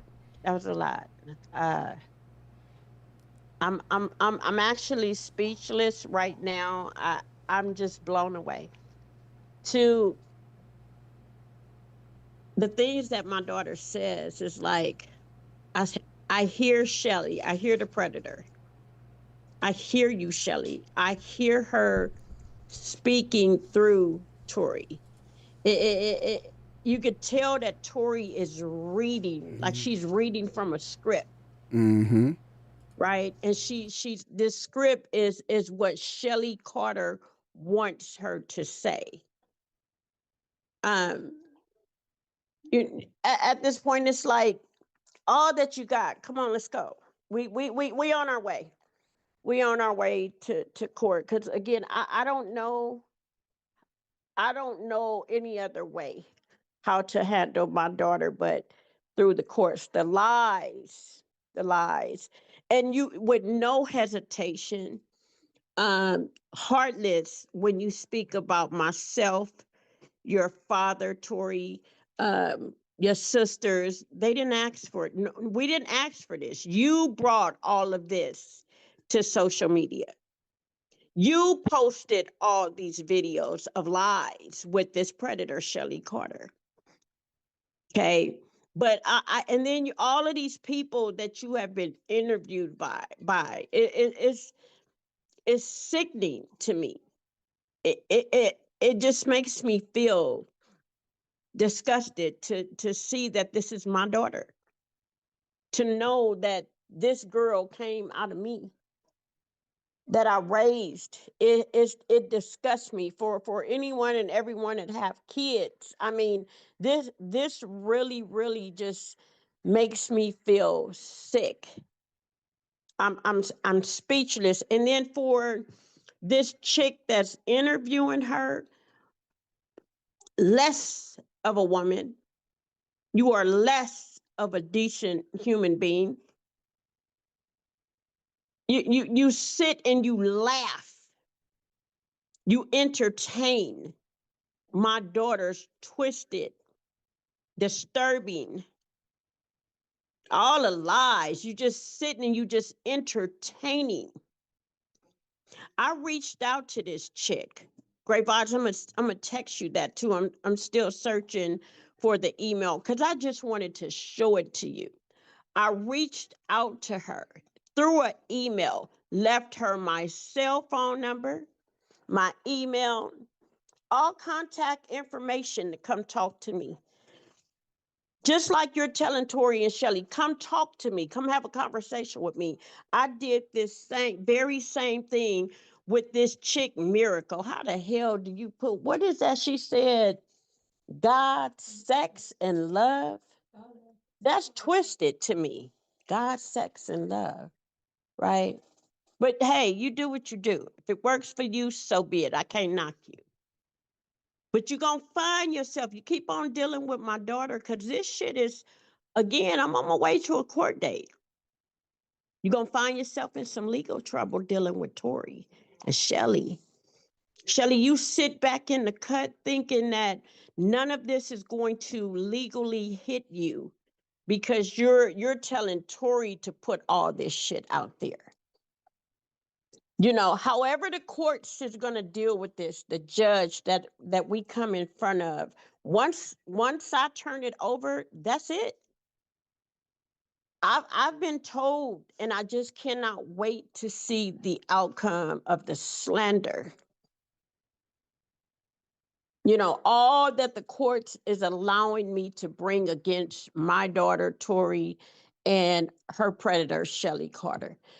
All this paper, those were nothing but papers. What you do, go get a bunch of papers, put some clamps on them, and claim you got all these records. And what I don't understand is if Tori, myself, your father, your sisters, if we did all this sick shit to you, why haven't you, as an adult woman, that you're supposed to be standing as. Instead of coming to social media and allowing social media to be your judge, your courts, okay? Because bringing all this to social media the way you did, this is going to get you in a lot of legal trouble. And this has, you've caught in a case, Tori, and you don't even realize that. You don't even realize that you have caused legal trouble for yourself. And I'm not trying to convince you. I'm not trying to even warn you. I'm just telling you that you will be served to come to court and tell your story once again. The lies that she spoke about yesterday, what I heard, great vibes, everybody that's listening, it really hurt me because you spoke about your baby sister's cerebral palsy.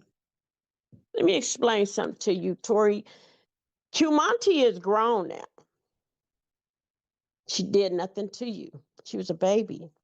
She didn't ask to be born with CP. But I noticed that you take, I believe what Shelly Carter did is she sat and she questioned my daughter about my personal life, my household, James. She had Tori tell whatever was the truth, and then she took and she twisted it with a bunch of disturbing, dysfunctional lies that I heard yesterday. But to mention your sister's cerebral palsy, yes, Cumonte was born with CP. To say the things that you said about me selling their oxygen tanks and shit, Tori, I promise you I'm coming for you. And being that your sisters are adults right now, they're coming for your ass too, as slander. You had no right to announce your sister Cumonte CP. There's HIPAA laws that protects her against her health care, her health conditions. And you're going to pay for everything. The shit you said about your father, already let him know. You come in as you see fit. I'm done with it on your end. If you choose to say something to her, you do. If you don't, you don't. Well, you're in the wrong, Tori. You're beyond in the wrong. This was not social media business about Cumonte's CP. What the fuck did Cumonte do to you? She didn't ask to be born with cerebral palsy. You're a dirty. I hate to say that you are my daughter, but you are. It is what it is. You came from me. And I believe you know exactly what you're doing. You are totally aware of what you're doing. And I'm going to have my day once again in court with you. These lies were already in court back in 2000. The very same lies you told, Tori. The very same lies you just mentioned last night, you told them over again. These lies were already heard in court, Tori. And the judge shut you down, threw it out. But you sit on this social media as if this is your court. Social media is your judge.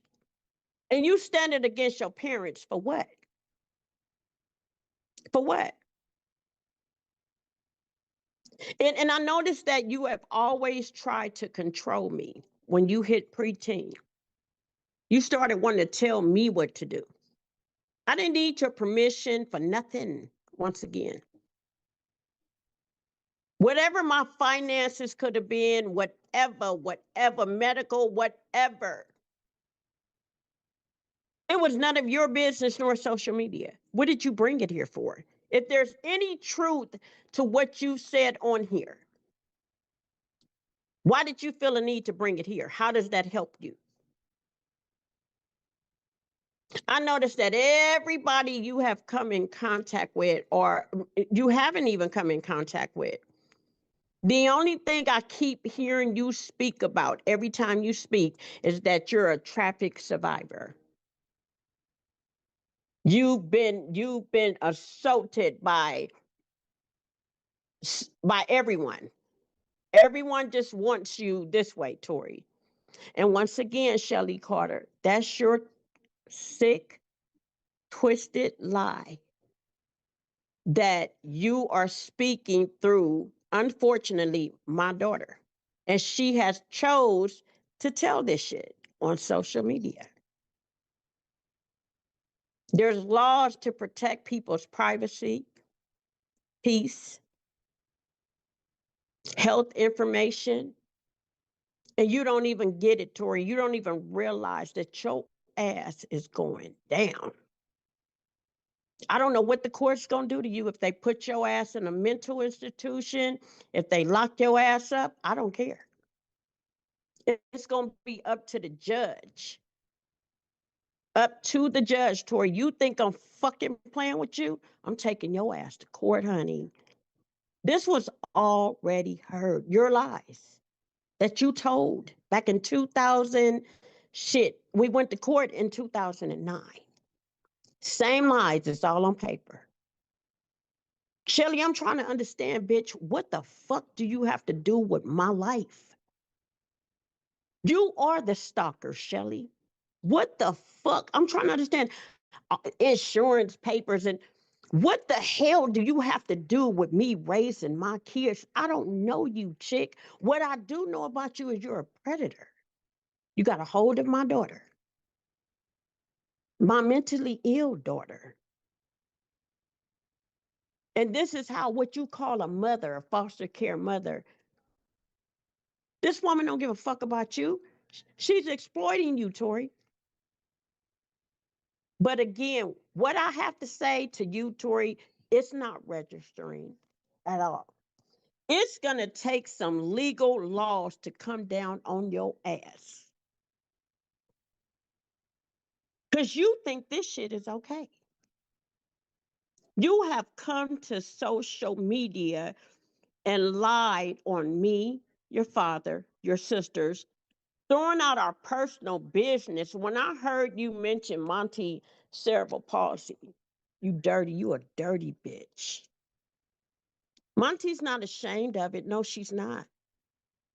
She didn't ask to be born that way. It just happened. You a dirty bitch, Tori. I'm going to play every single video I have, including yours, Miracle, because I sent you an email and told you about my daughter, Miracle. I told you about Tori. You ignored me. And you sit again in laughter as she slander me and my family, her family. And Tori, let me make this clear for you once again. You don't have a home to come back to, not with me. You are out there until your last day without me. If the court, wherever they place you, just know you are without me. You will never, ever get me in your corner ever again, whether you need me or not. My only goal is to get you inside of a courthouse and let you air out the same way you came to this social media and told all this shit for 16 years on social media. You feel like just because you didn't mention my name, Larhonda Outlaw, your mother, your father, James Simpson. Now he's not your father, right? Now he's not. Okay. I know who I conceived you with. My personal life, your sister's personal life, personal, you mentioned on this social media just last night. It's called slander, bitch. It's called so many things. You have broken so many laws. And all I've done was be your mother. Your mother. I cannot believe you let Shelly Carter, this predators, all these people that you feel that is in your corner, get a hold of you and turn you against your own kind, your skin color, your nationality, your parents, your sisters. And these people got you on here. Your gums even tell a sign. Your gums in your mouth tell a sign of bad health. You are unhealthy. You look extremely unhealthy. You speak unhealthy.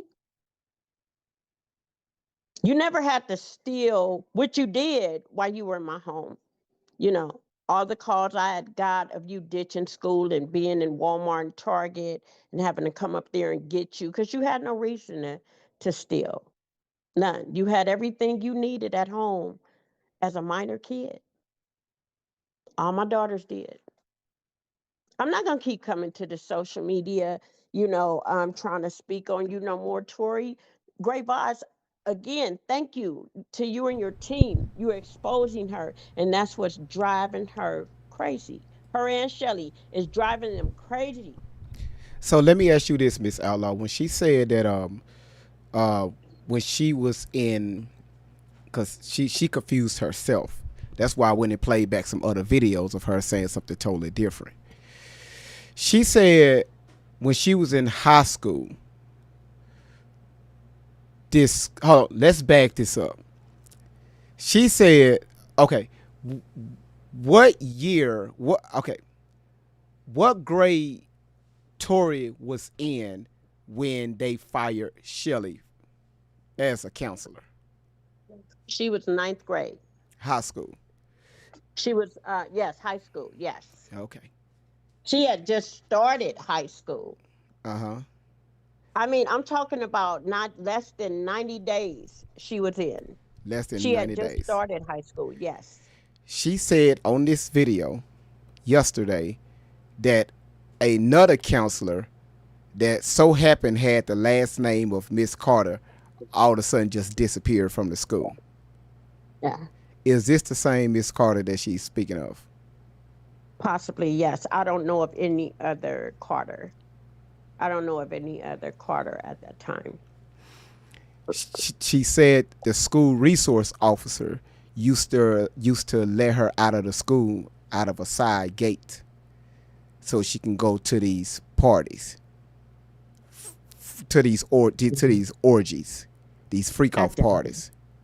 I doubt it. I doubt it because, the staff at that time, I would say I doubt that. I doubt that very seriously. The school, they were professional. Yeah, the school resource. Professional. Thank you. Yeah. All right. The school resource officer was responsible of allowing her to go to these freak off parties. Okay, I'm just asking questions. See, when I ask you questions, first of all, I'm careful on the questions that I ask you, and then two is, it's just some of the stuff based off what she said, especially on yesterday. This ain't nothing from the past, 2 years ago, 5 years ago. She just said this crap on yesterday. So I just want people to know, Great Vibes don't say nothing at all. I just replay videos, and she say that we're lying on her. But when we play these videos, it's her lying on herself. Amen. I agree. Yesterday, you could tell that she was being trafficked with her conversation by Shelly. Yes. Okay. All right. Okay. I was just making sure that Shelly I didn't say nothing. Yeah, you could tell she was reading from, Kimel said, a cue card. You could tell she was reading from something, and then you hear Shelly every now and then, Correct her. Yep. Shelly, you think the courts are not gonna come after you for that? Why didn't Shelly get Huh? on? Why did she get on camera? Exactly. Because when the shit hit the fan, when we get to the courts, Shelly, what Shelly gonna do is somehow claim that this was all Tori's idea. She had nothing to do with it.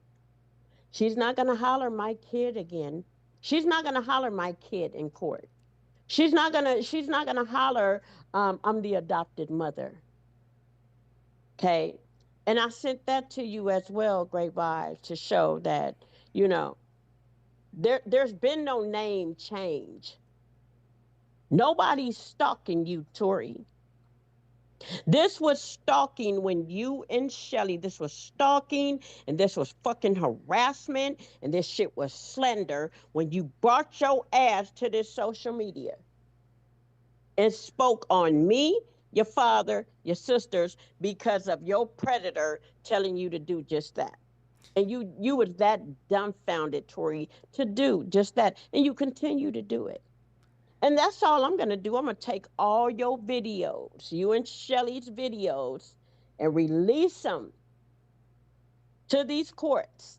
It's already been released, okay? And I want the judge to view as much as he or she choose to review, and then let the law deal with you. Because I'm not letting them get away with this shit. I know you're not. And I know you're not. Great Eyes, just like you, there's no way you gonna sit and slander your father. Hey, if he see it, that's his choice to do what he chooses to. I contacted him. Okay. And just like, James have grown kids over there, you got a grown daughter on this end over here that's on social media still telling this lie on you and I both. Now, So just to let he everybody has a know, choice. just to let everybody know what see how fucked up I am. What Miss Outlaw is talking about. Um, Tori came. She did an interview on yesterday. That's what we played. She made an allegation that they was at. She was at Dave and Buster's. I think that was Dave and Buster's that she said, and her mother and her father was outside. They put her in the car. Her mother and father was on the outside of the car, and she heard her father say, "That's not my child." And right now I'm just paraphrasing. That's not my child. Yes. But if you want me involved, I do whatever you want me to do. Woo! So that's when her mother started trafficking her, and that's when her father, did some things to her sexually. That's what she said on yesterday. Go ahead, Miss Outlaw. Great Eyes, social media, to all that's listening. Please know that once again, my daughter Tori. Now, that situation at where we were, the location, where was it? Dave and Buster's. Mm-hmm. Okay, Tori, that actually happened. We're at Dave and Buster's. She went in and she had a good time with her father. Hold on. I was there. How old was she at this time? 11, Okay. Gotcha. 11, 12 years, Okay. about 11, 12 years old. Okay. And that's the first time she met him, right? That she could remember. Because he's seen her when she was a baby, but that she could remember. Um, and he met with us, Tori and I, in Ontario, California, at Dave and Buster's, and she had a wonderful time with her dad. Now, when we walk back out to the car, it's damn near midnight. I opened the door for her to get in the car. James and I are standing outside talking, but we weren't talking about nothing what she claimed we were speaking of. And it's like, how the fuck do you know what we were talking about? And why would that be even your business, what we're talking about? See, my child's problem was she refused to stay in a child's place. Whatever I'm doing with your father or any man, thank you, God, because I started to say something else. Anybody. Why is it your fucking business, Tori? You brought up my tattoo on my chest. What the fuck that got to do with social media? God, what does that have to do with you, wow. Tori? Huh? If I'm fucking somebody, what that got to do with you, Tori? Huh? Whatever I did with your father, what does that have to? Those were the questions that CPS workers came out and asked Keemil, all my daughters. Okay, and Keemil told them that. I'm gonna have Keemil tell you what she told CPS. But what the fuck do my personal life inside of my bedroom, Jesus, Tori? You did this shit in court and you denied every fucking thing that you claimed. But I'm telling you, Tori, because you tried to start, you thought you was my mama. You gonna start telling me what the fuck to do when you hit preteen. It's none of your business who the fuck I lay down with. Till this day. And then you want to claim after I was with who I was with, then they came and was with you. You so sick. You sick. You sick, chick. And I'm sorry, I need the legal laws to help me out once again on this right here. Because, bitch, you grown. You a 31-year-old.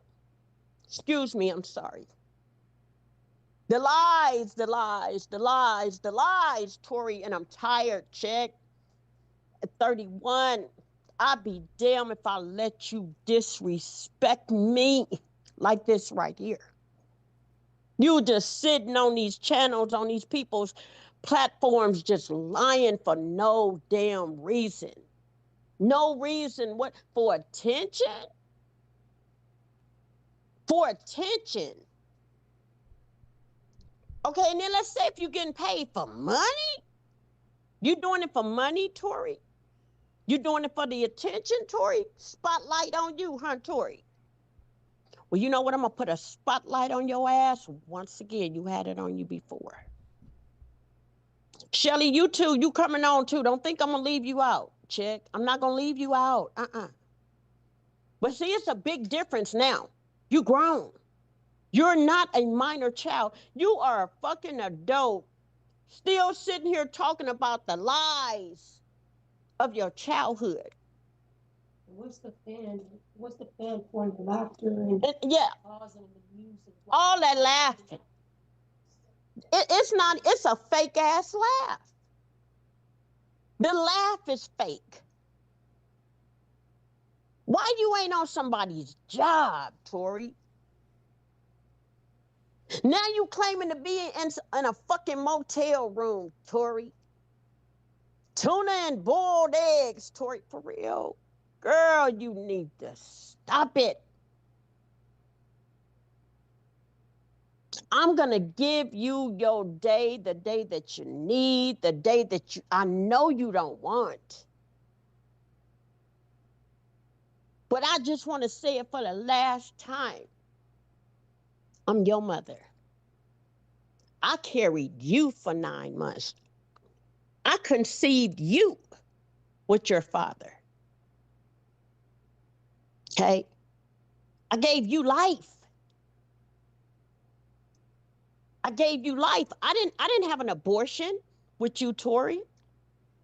I gave you life. I brought you into this world. I brought you here. I raised you without the support of your father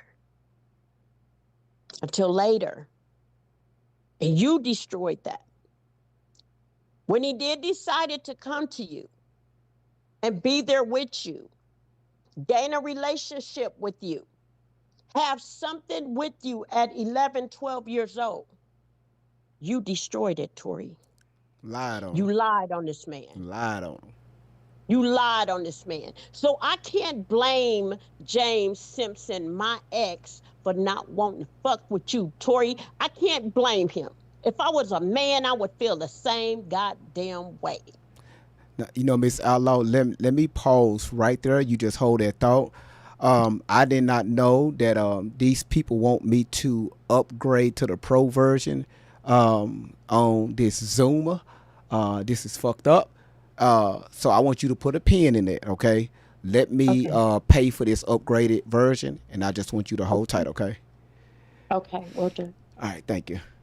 welcome. So let me do this. Ain't this about a blimp? Let me it was great. Let me upgrade to this pro version real quick. So once again, y'all see that she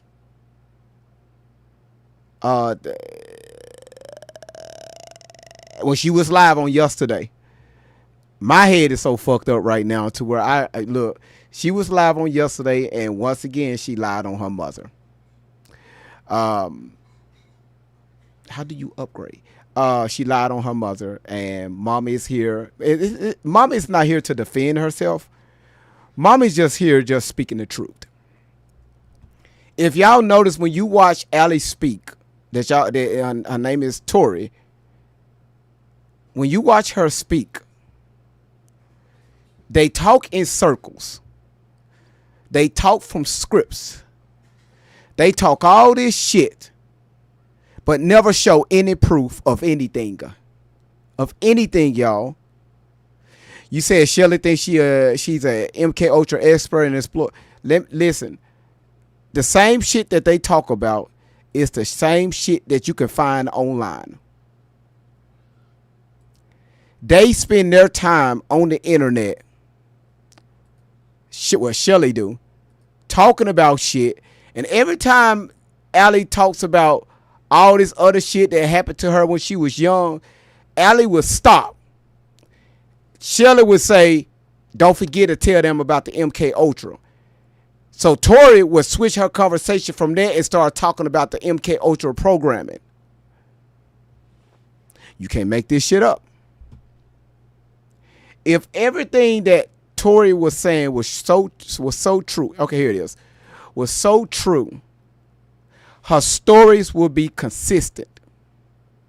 And as we see, they're not.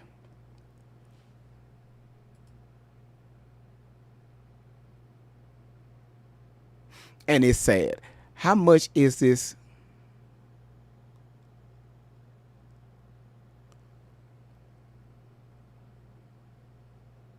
Wait, what?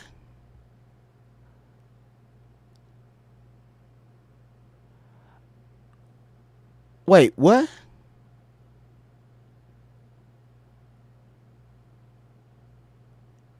$159 a year. Wait, what? Check out. I didn't say go to checkout. Hey, Zoom is becoming very bougie.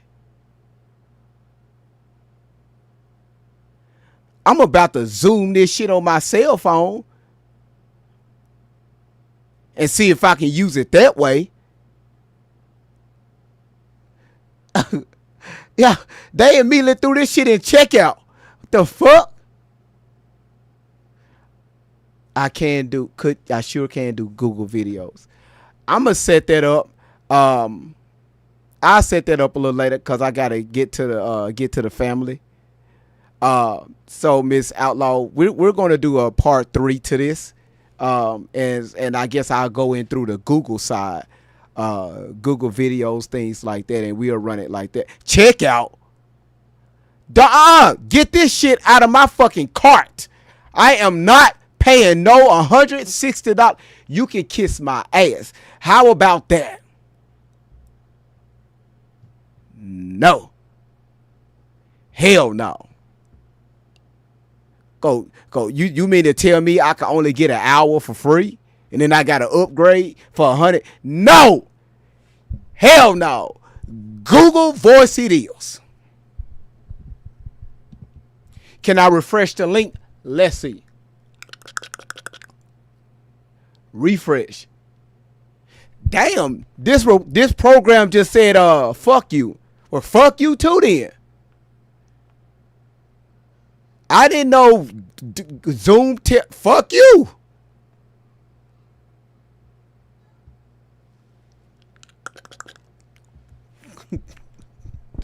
No, y'all, I'm gonna look into that. I'm gonna look into all of that, okay? But we're definitely gonna do a part 3. And the part 3 is gonna be I'm gonna do a short clip. We're gonna get Miss Outlaw back on the part 3. We're gonna get Miss Outlaw back, and I'm gonna break down. We're gonna play certain clips to her live that she did on yesterday, and we're gonna deal with those, okay? Because not only she talked about me indirectly, hell, she could call me what she want. She called, man, boy, she could call me whatever she want. But once again, what you're not gonna do is talk about your mother like the way you did. You're not going to lie on your father like the way you did. So you keep going live, Tori, and keep incriminating yourself. You must forget this shit is recorded. Tori, you must forget this shit is recorded. Let that shit sink in for a minute. Damn, that hurt. Thank you, Liz. Make sure y'all, you said when. It can't be today. I'm sorry. It can't be today. Because I got so much stuff to take on to handle. It can't be today. But make sure you hit that notification bell.